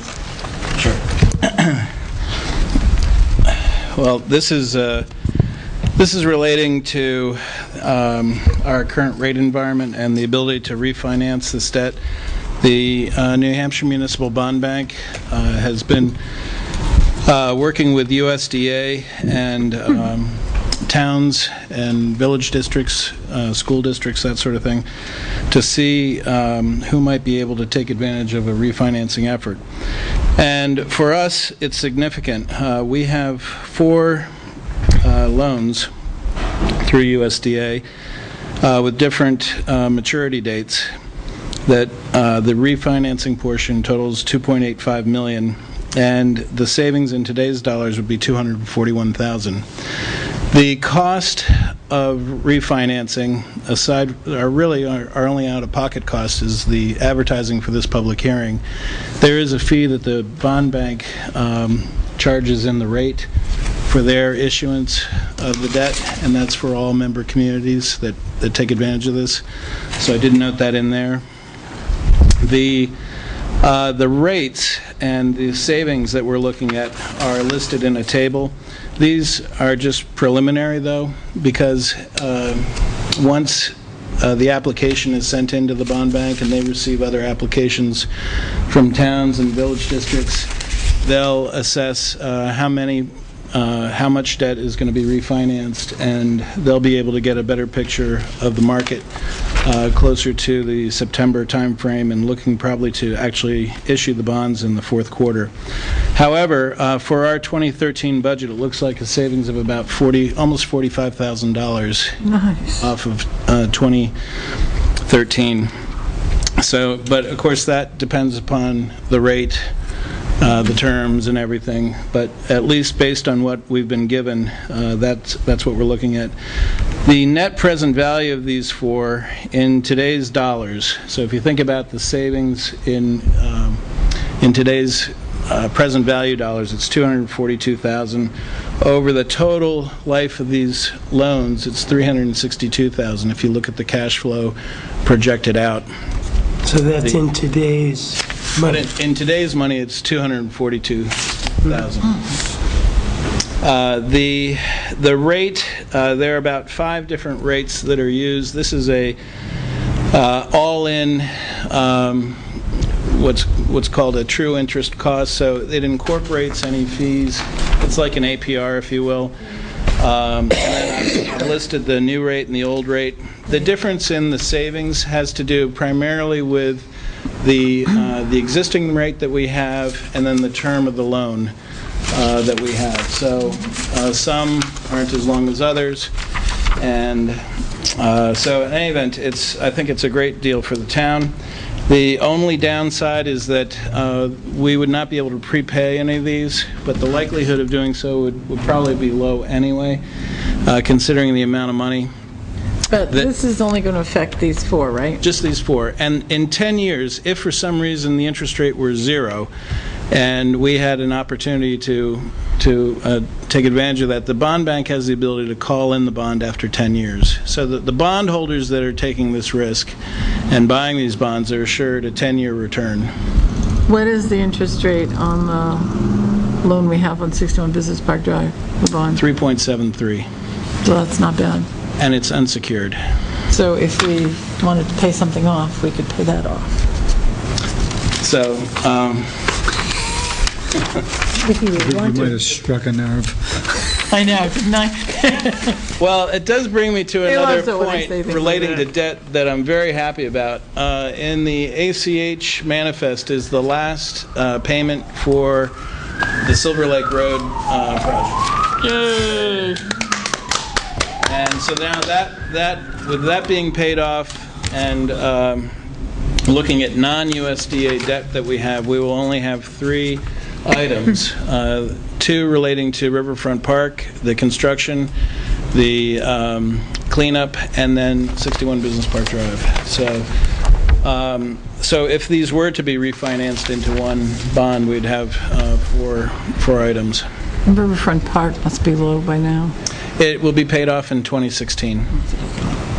And I've looked at if we were to accelerate any payments with it, it just really wouldn't make much sense at this point. The interest rate at the very end, or the interest payments at the very end of those particular notes are very low. So we're buying more cash flow than anything. It's all top-loaded with the principal, right? That's correct. Yeah. The USDA Lockmere bond on these are both the Lockmere Sewer Project. The This was August 6th, 2007 notes. Those The, are yes. 352 was that rest of it that they decided to do. That's Is correct. That Yep. it? I didn't realize that they separated it like that. It was a separate note. It was the one that we had to ban for for a period of time. So in any event, once you've received input from the public, Public? I The haven't one cleared public Gene we yet. had left. I'll have to talk to my audience. There is in your packet, I printed a couple of these, but there's one that has a paper clip and sign me's. There is a resolution that was drawn up by Attorney David Barnes from Divine Millamette. And his costs are part of the bond bank's fee, which is built into the rate. Right. In any event, the resolution would be for the selectmen to adopt, and then there's an application that I filled out. The majority of this application, there's some parts that they'll be getting from the school district in terms of their current debt, Right. and fill that in, but there's a place for someone to sign. You could all sign it. I could probably sign it. It's a non-binding, it's just a pure application. Okay. It just has to be signed by someone once it's delivered to them. And the process from that point is that their Board of Trustees will be meeting, I believe it's August 9th, and they'll review who has submitted applications. The applications are due tomorrow. And they will then make a determination, get back to those people that have applied, and probably fine-tune the numbers and that sort of thing. So what you would be doing tonight is really just the start of the process. There are some statutes relating to the refinancing, and it's noted in I believe it's noted in David Barnes, the resolution that Divine Millamette wrote, which specifies there has to be a given amount of savings for you to be able to refinance. In other words, you couldn't just refinance every quarter because you have 5 banks in town. You want to spread things around, and so there has to be an appreciable savings. And I wouldn't want to quote it, but I believe it's 3%. And we're well over that on all these. Most of these are in the 6 to 9.5% savings in terms of the actual dollars. So, and for me, the 2013 piece is very important, because that's almost 10 cents on the taxes. Wow. That's great. Yeah. Yep. Very nice. So now one other thing I should point out is they did tell me that depending upon when they actually issue the bond. We may have to make 1 or 2 payments. It depends on the window between when the bond is issued and what our next payments are. So some of the payments may be excluded from it and assumed to be paid for by the town if it's within a month or 2 of the actual bond issuance. So that could affect the return slightly, but I don't think it's going to be I have a a question. huge amount. Yeah.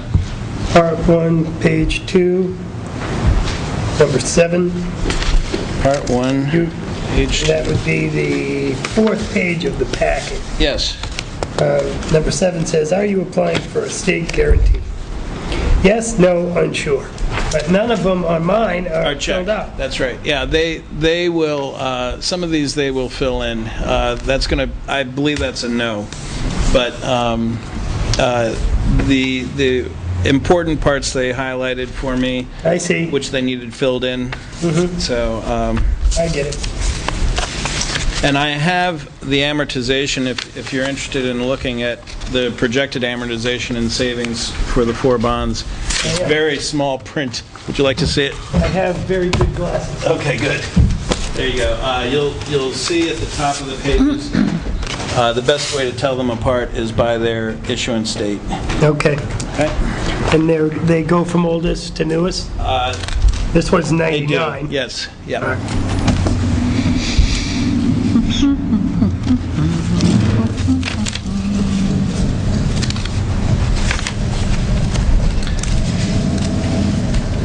I did attach for you the existing amortization that we have to my report.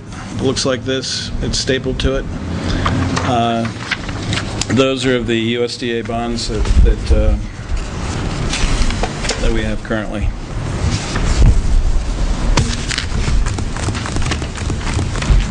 Oh, it got smaller when I turned the page. I told you. I thought the it's- first page was small. Yeah. Trust me. If I could have, I would have reproduced it in a format that you could have read. But it's really. Nah, it looks like ants moving around. Yeah, I really felt like it. I think it's a copy of a fax and made into a PDF. It's like it's about a third of a regular. I had to use a magnifying glass Fourth, it's a 4 when I went through it. It's pretty bad. So in any event, so that is that. Have the sewer commissioners at any time been made aware of this? I did make aware the sewer commission administrator, and I'm not certain that she communicated that to the sewer commissioners. However, none of the sewer commissioners have signed any of these bonds. These notes are all signed by the Board of Selectmen. So it is considered general obligation. Well, anything the sewer commissioners do would be... Right. So, but no, I had not spoken directly to them, but I did apprise Joanna of what we were looking at, what the savings were, and to let her know that there would be a public hearing tonight if they were interested in attending. Everybody else was. I mean, they're all here. I know. Brought out the extra chairs. My recommendation is, providing you don't have any input to the contrary, is to adopt it. I think I told you when I first brought this forward to you that I did check with our bank to see if there were any of these individually, because we don't have to refinance them all. We could pick and choose which ones to refinance, but they took a look, and there really wasn't anything that they could do that would really save us any appreciable amount of money. So by consolidating them into this one, I think we have our best. Our bank being FSB. That's correct. I make a would say motion. saving $250,000 in interest is only to the good. Right. $250,000. I'll make a motion that we enter into the agreement, USDA refinance agreement. Second. Is there any further discussion on the motion? All those in favor? Aye. Aye. Do you want to sign the second, do you want to have Tim sign the second part of it where it's the information, the bond bank information? I would make a motion to authorize Tim to sign whatever is necessary to get this processed, just in case something comes up beyond this meeting that might need to be signed. Okay. Second. Second, okay, All those in favor? yes. Aye. Aye. It's too much money to go around with. Would we need to read the resolution for the minutes or just referencing it? I guess referencing it is sufficient. You referenced it.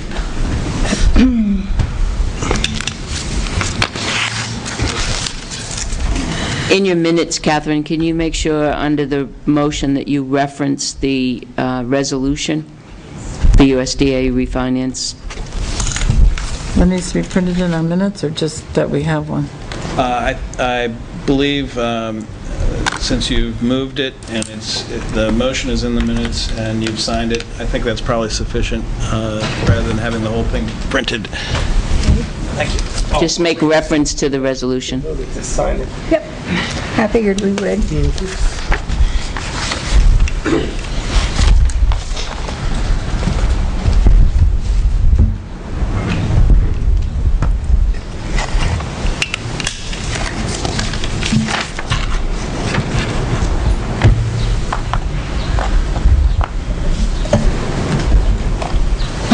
You gonna sign this one? Tim's going to do that. Tim's gonna sign? We've authorized him to do any Okay. signing that is specifically to the refinancing of the bond. Alrighty. While I'm here, if I may just, I know some of you may be seeing a representative from USDA next week. I haven't brought that up yet. That was my next thing. Okay, sorry. Well, I just will give you an update. I have not heard anything back yet on the White Rock agreement. It's in USDA's hands. I have a list of things on the second page, kind of my open items, and the most critical one, as far as I'm concerned, is the agreement and what they're going to do. It's under review in Vermont, from what I understand, but hopefully I'll hear something soon as to whether they're going to proceed forward and try to work with that, or if they'll send it back to us to go back to the drawing board. So, Have you had contact with Ms. Gray concerning this matter, or anybody from White Rock? I forwarded it to them, and I have. I believe they know that we're waiting. We're all waiting. And that's all we can do at this point. That's all we can I'm do. a little disappointed that White Rock hasn't kind of like stepped forward. This is their money, right? Well, they did I step know forward we- in asking us to go through with this. Yeah, well, they came at the last, like 12 hours to go before the deadline. A year ago, they were. I think it has a lot to do with the change in their governance through the cooperative, and They are inexperienced people. There's a lot to it, and but we've also. I know I've put quite a bit of time into it. That first agreement was a lot of time to write, and the second one required a total. It was All things total considered, this is above and beyond for the town finance officers to do this for these. I mean, it does have an advantage for the town, and it helps out the community of the White Rock Co-op. So I think it's well worth the time and effort. And but who's to say what USDA will do? I don't have a lot of faith in it, but who knows?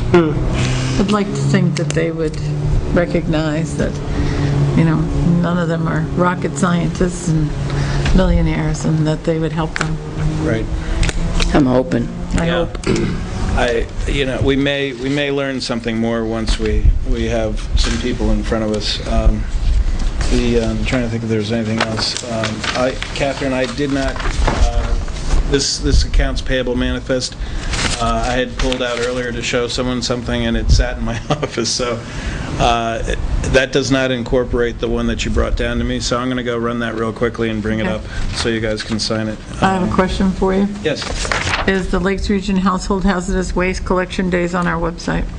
I think you're the fifth person to either forward I it or sent you ask the me. information. And it is. It has been. Yep. Yep. Did you get to change the did. the times? I did. Okay. I did. As far as the NS 9 and 10 for the trustees, Yes. is that complete? It is complete. Yep, complete and sent to the state. Is there a way we can do that by the deadline next year? Do you have to take this on? I mean, Well, I'm really not supposed to do it. I know.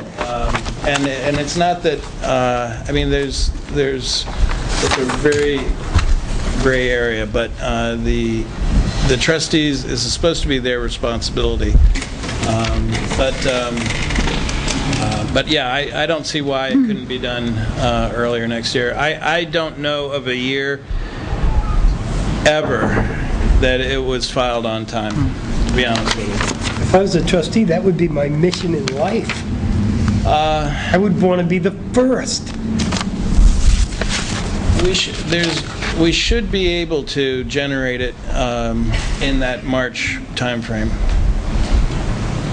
And I did do a lot of work going back and fixing some things in this formula to the bomb spreadsheet that incorporates 464 trusts.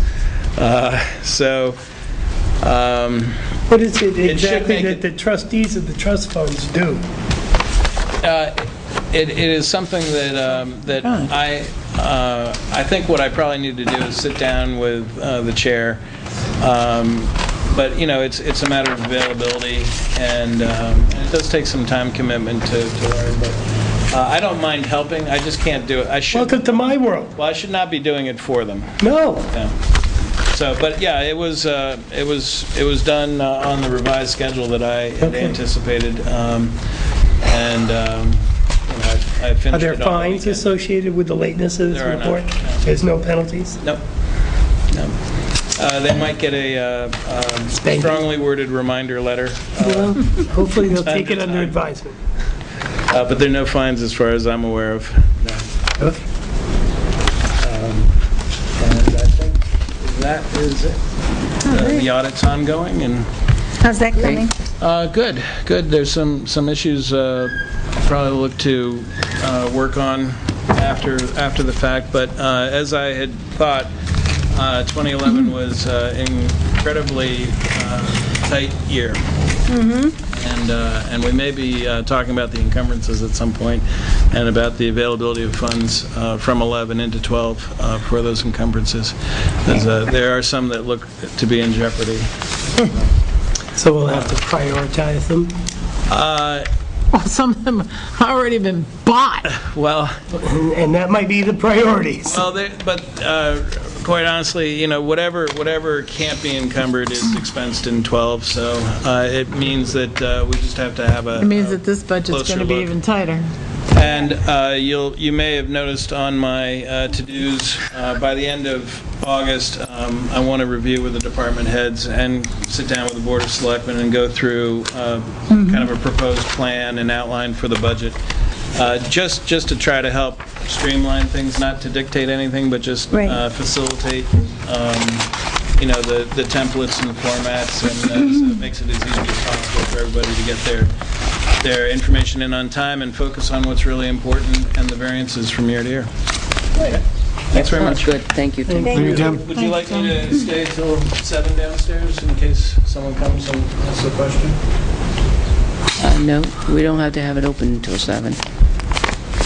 Do we? Has to be Usually an we have hour, it up doesn't for it? an hour. Yeah. All we right, can go on with we'll our keep it open business. for an hour, but we can explain that we're saving And I will hold this. 250,000, okay. Thank you. Thank you. Okay, two more things that have come to mind. Next Tuesday, Karen Demers from USDA has called and asked if from 12 to 12:30, there will be a representative from Washington. Catherine, you love these. Tammy Trevino, and she is coming here to New Hampshire and would like a tour of the senior center. Oh. And what, should really like representatives from the Board of Selectmen there. What Karen Demers has done is really fallen in love with our project in senior center, and on opening day, it's really taken it upon herself to take a lot of pictures and a lot of data from us and sent it to Washington and said, this is where your money has gone, this is what it's going to help, and this is what you can do. So Tammy Trevino is coming to New Hampshire for other things, and she wants a tour from 12 to 12:30. Chief, it would be great if you would be there. What date? So if we could, Karen has asked us if we could prepare a little wish list on Phase 3 of our project up at the senior center, which would be electrical outlets in our main hall, things like that, to see where we would go and see what, monies and grants would become available. You never know. So anyway, that's what the project is, and what Tim was referring to as USDA. Her bio, I believe I sent it to everybody, because Karen sent it to me, so we know the person before we meet her on Tuesday. You didn't get it? Tuesday, the 24th, at what time, Pat? 12? The tour is between 12 and 12:30. 12 and 12. She's from the Housing Administration from D.C. That came from you?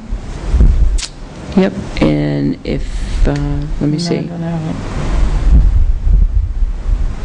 You don't have it? it. I don't see it. No, I didn't get it. I haven't seen it either yet. Me neither. All right. Maybe you just thought you sent it. Maybe I just thought I sent it. Yeah. All right. I will, it's coming now.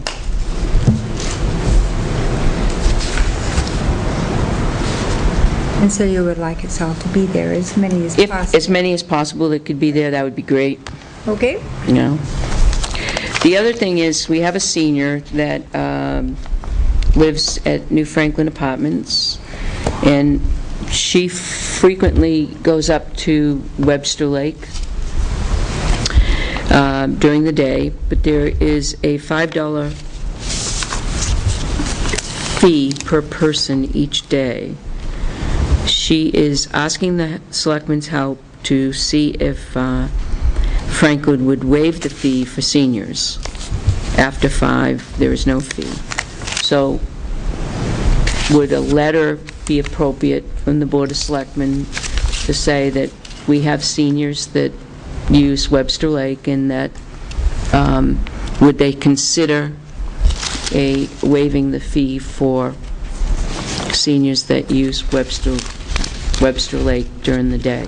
I take it this is the beach. And this fee, what is Franklin's policy for their fee for their own residents? $5. And Did what they about- waive do seniors? Do they waive seniors? I don't know. Maybe we should. Do we know if they do not waive seniors? It would be hard for them to waive our seniors if they don't do their own. Yeah.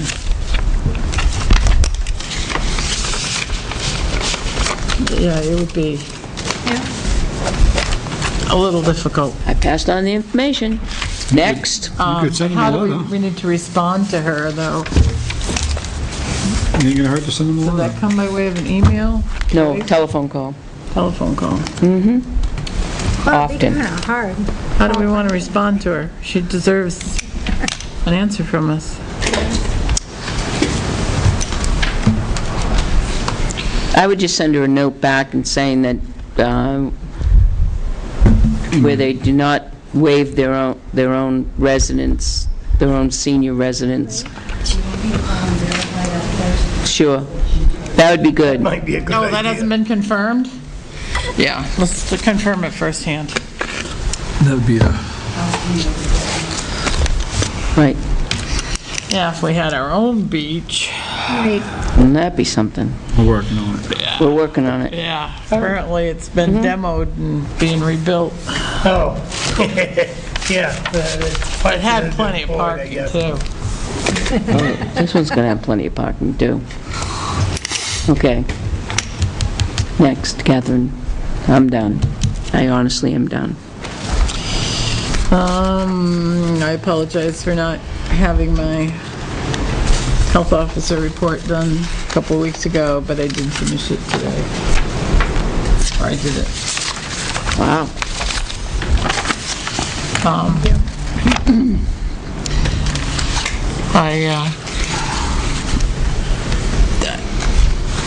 This month has been, I mean, there's things that are just continuing that haven't been resolved, and some new things that have been added, and some new things yet that have been added for July, of course, but most of the calls I find, and this is typical June, it usually starts the end of May, is people start calling because they're very concerned about West Nile virus and mosquitoes.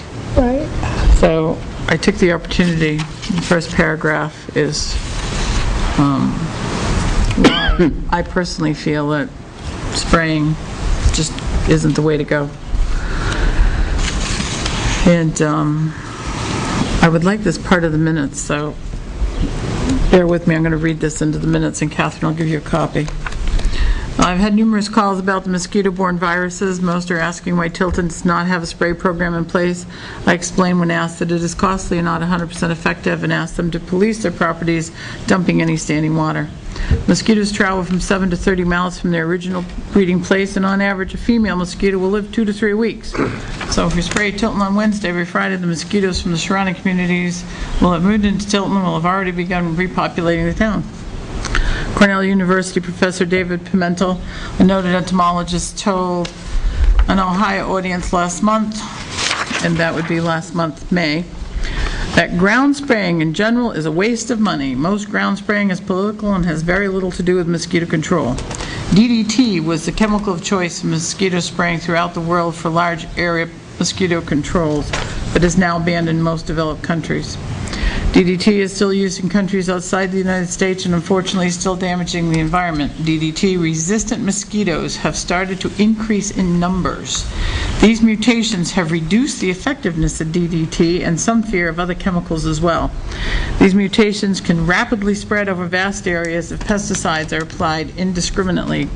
Current dibrom and durstban are two of the most common chemicals sprayed for mosquito control in neighborhoods across the United States. They are also two of the most toxic organophosphate pesticides on the market. Organophosphates are a highly toxic class of pesticides that affect the central nervous, cardiovascular, and respiratory systems.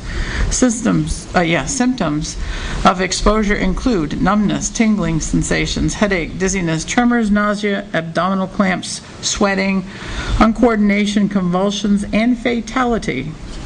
The breakdown time of these organophosphates range from a few days in direct sunlight to several months. That's the problem.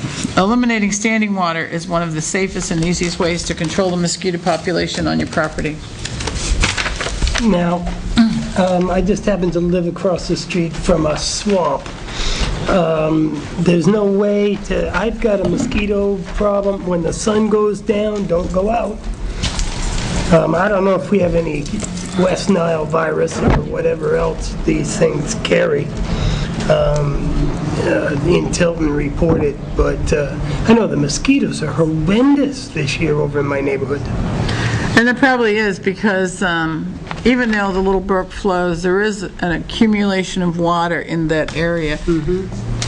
And that's not the only area, of course, either. That's it. And some communities go through communities that have positive test results for West Nile and some of the other arboviral viruses will drain those types of areas. But Belknap County so far, I gave my chart to Brad and I didn't print out a new one, but if memory serves me, there's a couple places north of us, I believe they're in Carroll County, and most of the rest are in the southern part of the state that have tested positive for this. The one in the northern part tested positive for equine encephalitis in a horse. But most of the West Nile is in the southern part of the state. I'm not in favor of spraying poison all over our swampland either. I mean, I don't know if there's any good thing except for stay in at night, but Get a bat house. I've got a bat house. It's called a barn. No, get a bat house, though. I've got On the hundreds of outside, bats you do. living in my barn. Oh, I've got bats. No problem. Bats, I got plenty. You want some, you can come and take them. I was gonna say, I got them all over mine, too. And I've still got mosquitoes, like you can't go out back at night.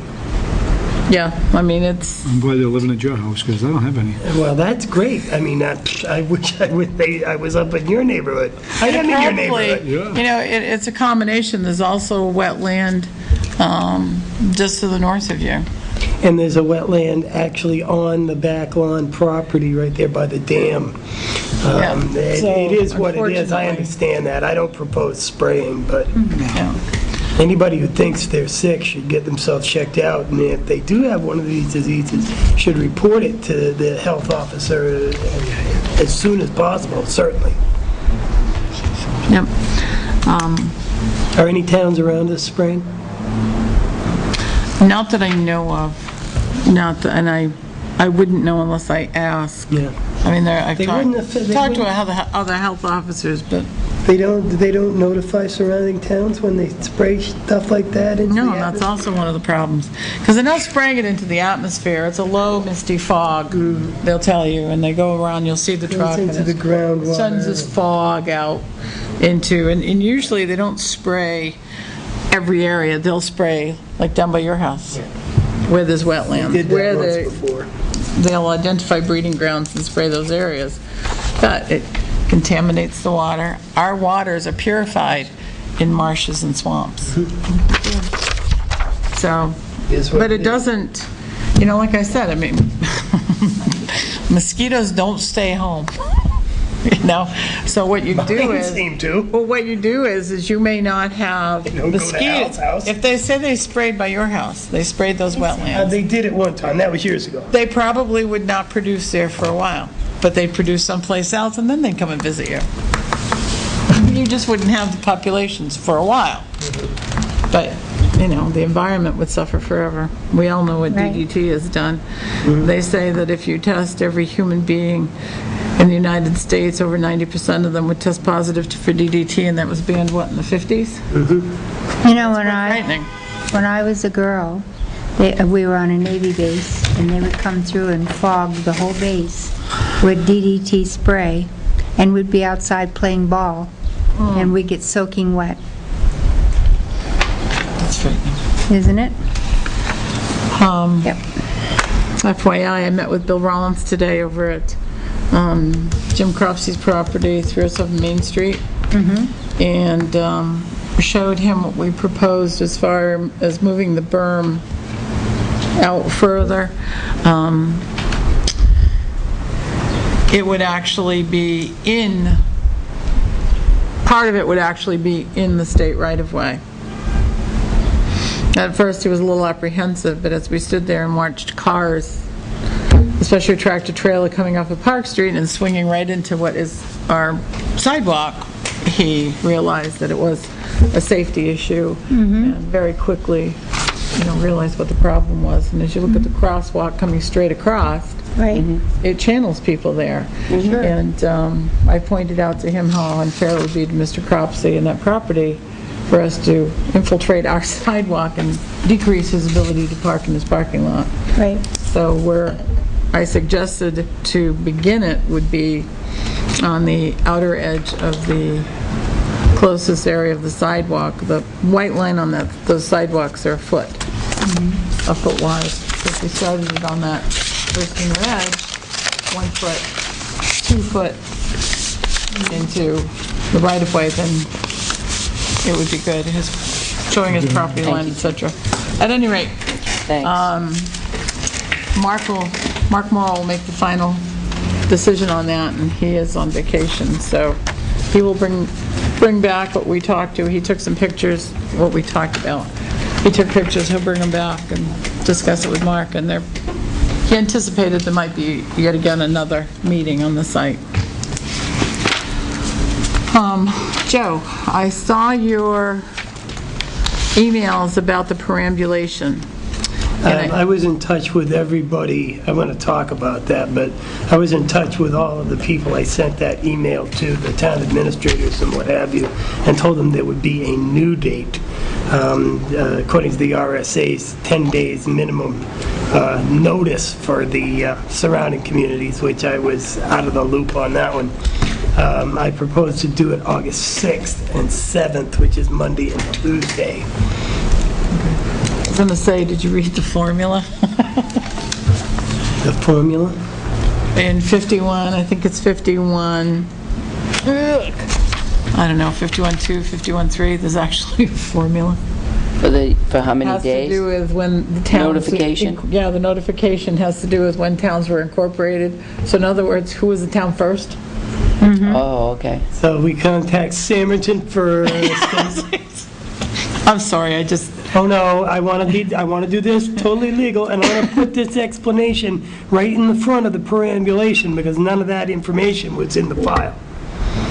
Yeah, maybe we should cite the whole 51, because there is... Count on it. If we do not follow the notification process, we're in violation, and we are fined, and then the fine is divided amongst our bordering towns, and the rest sent to the county. I just love that part. Solomon at work. Okay, I didn't know if you'd gotten it or not, but, yeah, I wanted to make sure you were aware of that. 51A, right? Chapter 51, and I don't remember how many Yeah. there are. I think there's like maybe a dozen. Number 2, town line perambulations and boundaries. I think there might be a dozen of them, Every 7 years. and I'm all set.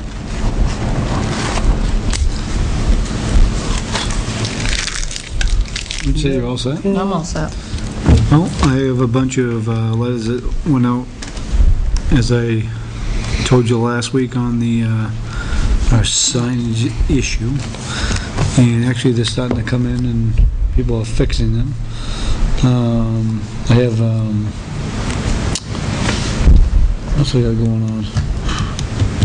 Working with somebody on demolition a barn that's been caving in.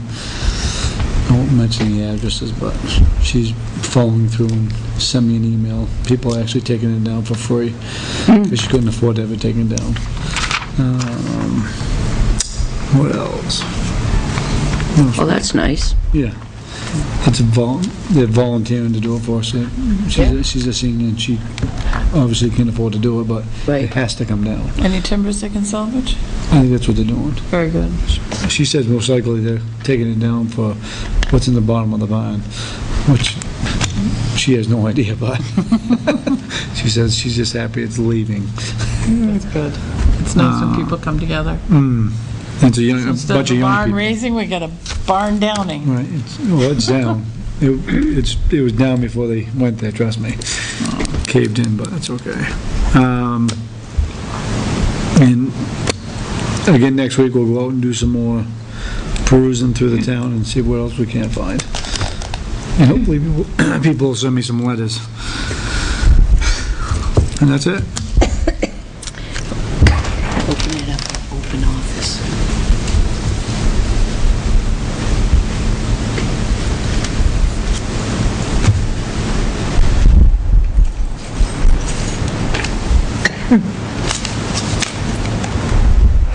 I can open it at home.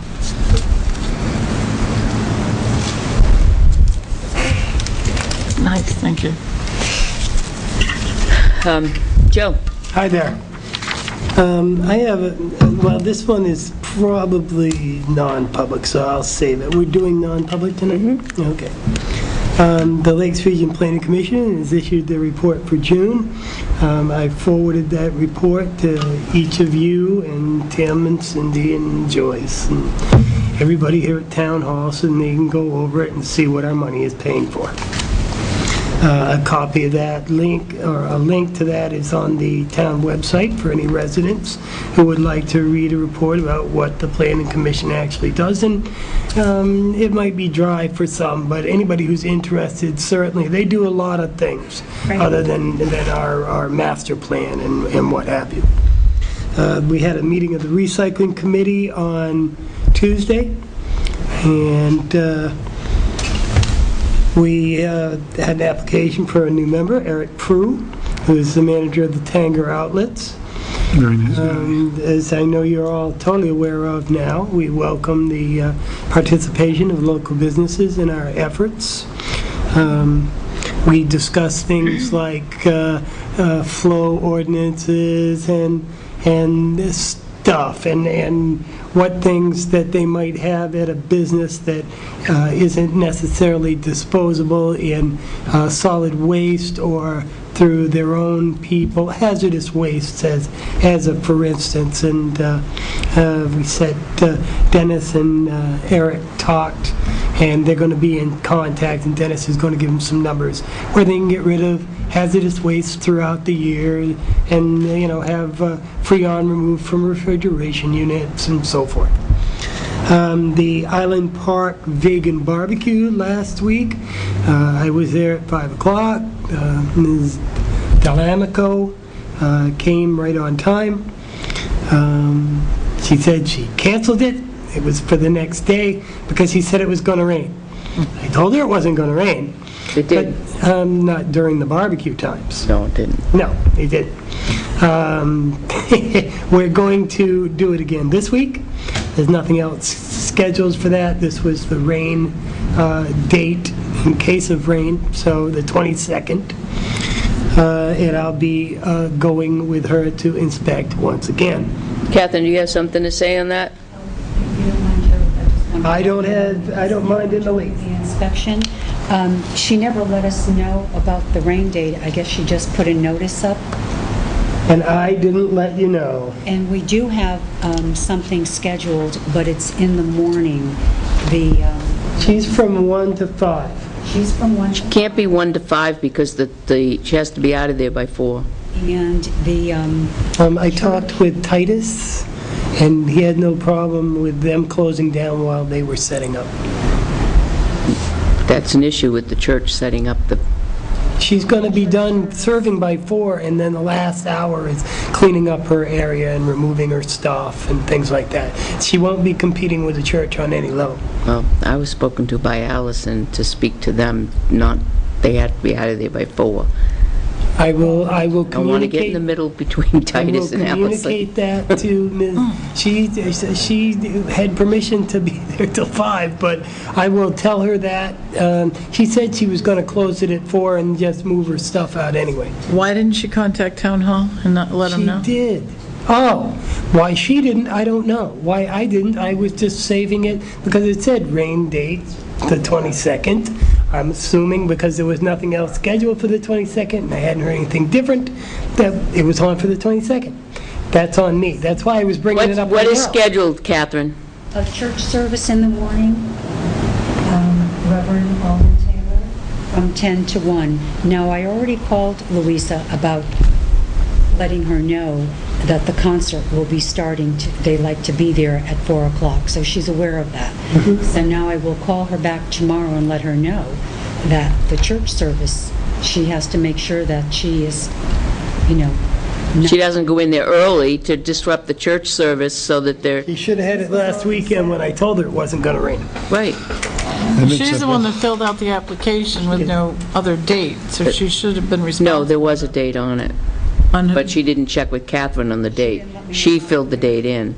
I already scheduled. Joe didn't know that. I'm assuming that she thought that because I was a town representative, she was covered. Right. I didn't call Catherine, and that's totally on me. I'm bringing it up now so you'd know, but apparently I should have done it wham bam first thing Monday morning. I did because I was at the concert Sunday night, now I was spoken to, so I did bring it to Catherine's attention on Monday morning. But in the future, see, we didn't discuss that, Right. Sandy and I, in case of rain dates and what have you. Right. So it never dawned on me that it was a Yeah, time-sensitive that's his thing, but it first time should he's have. done it. All scheduling goes directly through Catherine. Yeah. None of us. Well, that's the first time Joe's ever done this, so... It was my first time, and I should have First called her. time, I should have, be gentle. a newbie. Be gentle, Catherine, be gentle. A newbie. And you can slap me around the next time. No. There won't be a next time. No, I am very appreciative of the fact that you're doing that. There won't be a next time, I'll know. In addition, here's something that you didn't know maybe. as part, even though it's not on our list, I checked the porta potty. Oh, yeah. And the porta potty hadn't been serviced in, I don't know when. When I called up Rowell, I got an answering service, they called me back shortly thereafter. There's our and answer. insisted that it had been cleaned on Friday. I says, well, today is Sunday, and I'm here to tell you that not only wasn't it cleaned on Friday, but it wasn't cleaned on the previous Tuesday, because I recognized some of the stuff in there from the concert Sunday night. I'm here to tell you. And I said, I can't force you to come and do that, certainly, but your name is right on the outside of that thing, and anybody who goes in there on Sunday for the concert on Sunday night is going to start talking bad about Rawl. She said, I'm going to send somebody out right now. I have since inspected it. And we got a $50 bill for that call. I'll be calling her back. No. That's totally bogus. Totally bogus. It hadn't been done on Friday. She told me it hadn't been done on Friday. Well, apparently it's a good thing you checked. Oh, it was terrible. Apparently people are throwing beer cans and bottles and, Pieces of electrical wire. I don't even know where that was coming from. yeah. So we'll have to make that part of the checklist. Yeah, Is that the new recycling bin? Wow. I guess apparently. so. Who ordinarily would take care of that? We don't pay that. Well, it would be They didn't come on the Friday when they said they were Rowell's. gonna? Rattles. The agreement with Rowell's is they're going to service them twice a week. Fridays and Tuesdays, and I'm here to tell you, I saw it on Sunday night, they didn't service it Tuesday either. Right. It looked like Mount Everest, it was like that high above the level of the water. Now, I don't know how deep that water is, but oh my goodness, Make you want to climb it, does it? yeah. Everest? You couldn't hardly sit down without sitting on the pile. Now, I'm here to tell you that you would have to be... Enough information. Okay, well, I just want that to be read into the record here, that we should not be paying a $50 charge for them to come out Sunday night. Catherine, we want that verbatim. If you want, Catherine, I'll be glad to make that telephone call. Okay, enough about Tilton No trash, problem with that. or whatever you call it. That's outrageous. Don't pay it. I would never sign for that. Okay, Just did. good. You just did in your ACHs there, whatever. All right, Your Put a payables. hold on it. please do. Where'd it go? Yeah. We want the accounts payable? I signed a thing with that on it? Yes. Oh, my God. I didn't notice a Rowell thing. And they need to be called. Joe, do you want to call them? He just said he would. As soon as I get done my report, I'll step over here and have a discussion with Mandy down at Rowell's. Very nice. Please. Oh, no, that's unreasonable. That's unreasonable. That is what you just described. It's totally unreasonable. Okay. I have others. Okay, Okay. go for it. The Hill Road house that was smushed by the tree. I went back by there today. I haven't been going every day or anything like that because I didn't want to be pushy. I didn't want them to think that I'm watching, nothing. I didn't want to be pushy. But I wanted them to know that I'm still concerned. Right. I went by there today just to say hi, see how things were going, and two members of the chat committee, Ms. Alden and Mr. Gallant, were there, and they were all going over some paperwork or something, so I just said, I see you're in good hands, and I went on my way. But their cleanup efforts continue, and they seem like they're headed in a positive direction. The Island Park big, okay, the recycle, we did that. There's supposed to be, we purchased cameras some time ago for Town Hall, is that correct? Correct. No. We have those I don't cameras. think have we purchased them? Have we purchased those cameras? Yes, we have. So we have cameras in a box somewhere. Downstairs, I And we're Downstairs. What waiting exactly are for we waiting for? We are waiting Ryan. for Lieutenant Ryan Chief Cormier. Yeah, Ryan and Mary. and Corporal Merrick. Wisensee. This Merrick. Sorry, Bobby. I just saw that on Tim's list.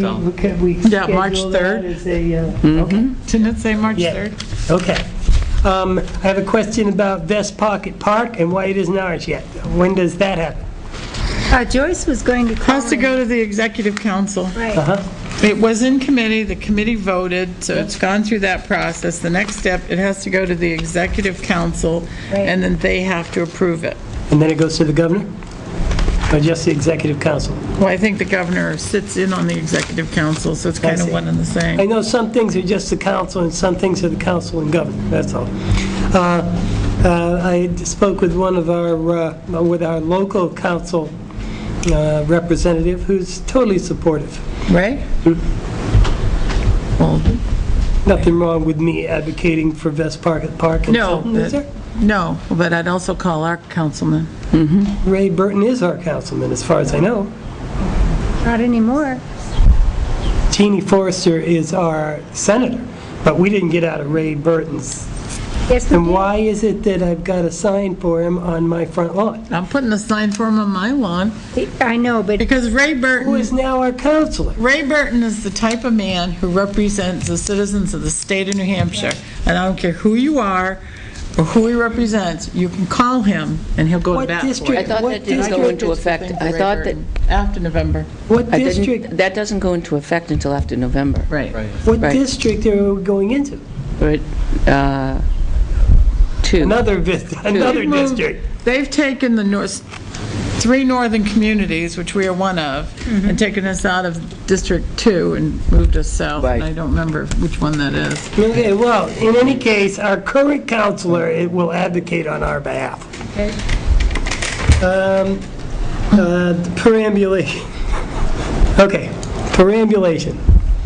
I had originally scheduled, not having read everything I should have read, for Monday coming, and that was wrong. Section 51.3 says, 51.2 says every 7 years, right? But we're not doing it on the 7-year mark. Right, but if you read further, it I'm reading allows you. further, even as we now speak, if the selectmen of any town deem it necessary that the town lines be perambulated or any marks and bounds renewed at other times than the regular perambulation, they may give notice to the selectmen of the town adjoining, and the procedure for said perambulation or renewing of bounds shall be the same as provided in 51.2, 4, and 7. So that means that we give them 10 days' notice, because ordinarily, it would have been the town with the highest proportion of public taxes, not the oldest town. If both, oh no, I take it back. It is the first town, and then if both towns were on the same day, the Right. town which has the highest proportion of public taxes. So, but because we're initiating this perambulation, we give notice. Right. Okay. Then the penalties are onerous, semi-onerous anyway. In any case, I want to schedule it for the 6th and 7th of August. I heard back from all the various town administrators and various planning departments that want to be a part of it, and they have new people, and they've never done it, and stuff like that, so it's going to be the blind leading the blind. But I have pretty good information. I'll have a copy of the RSA with me now, and I intend to do it with a GPS locator so that each of the stones will have a GPS location mark on it, in addition to the compass heading in degrees. So with the board's permission, I'm going to notify the other towns that on the 6th and 7th of August, we intend to walk the boundary. And anyone who would like to be a part of that effort is certainly welcome to join us, even though they are probably not due for perambulation. Right. Sounds good. Work for everyone? Yep. Okay. Who's going with you? Kyoko's going with me because she's my photographer, and she operates the GPS. I'm not as challenged as you are technologically, but GPS, and I don't have enough time to learn GPS between now and then. Who's your other town official? Let me see. In Franklin, it's... No. Oh, Tilton I have no official. other town official currently. I didn't know I needed another town official. I needed people appointed by the Board of Selectmen. We normally, Become town officials upon appointment. yeah, we normally, when we do it, we have two. So that there's two sets of eyes. That's why Kyoko was going with me. You want to appoint Kyoko, or one of you want to go with me, or?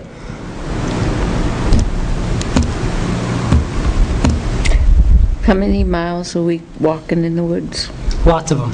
I the can't tell you Samerton exactly. boundary? The last time I did it, Samerton and Franklin is a lot of woods walking. I make a motion, we appoint Kilco. I'll second that. All those in favor? Aye. Abstain. You noticed that there was no discussion. Thank you. I don't know how many miles it is specifically. Thank you very but much. Having looked yeah. at the boundaries, there's a lot of walking. My sincere thanks. Okay. There's a lot of... The next on my list is the armorer course from Colt. $450. What exactly did we get for $450? I believe that was parts for the rifle. That's who Which it is a new, shorter barrel, so it'll fit in the rack in the new cars. A grip, a light, you know, rail, the whole lot. Now, the thing I saw said course. Oh, he went to the armorer's course. You Yeah, can't the work- armorer's course. Training, Yeah, training. you can't work on those unless you've been certified as an armorer. Tell you a story about I him. see. Okay, all right. And, yeah, it's a huge liability if you haven't, We anyone have only not, one certified armorer? it's a hard class to get. Yeah. And if you have anyone touch one that isn't an armorer, and they get into a situation where it doesn't work, awful on all. Who is the armorer in our department? Luke, Okey dokey. And lastly, the part-time parks employee, who we've lost. We haven't actually lost him at this point. I don't know when. His new position is not going to necessarily interfere with his work at the Parks Commission, according to him. I talked with him on Tuesday, and he has every intention of continuing as long as he can. Really? That's what he told me.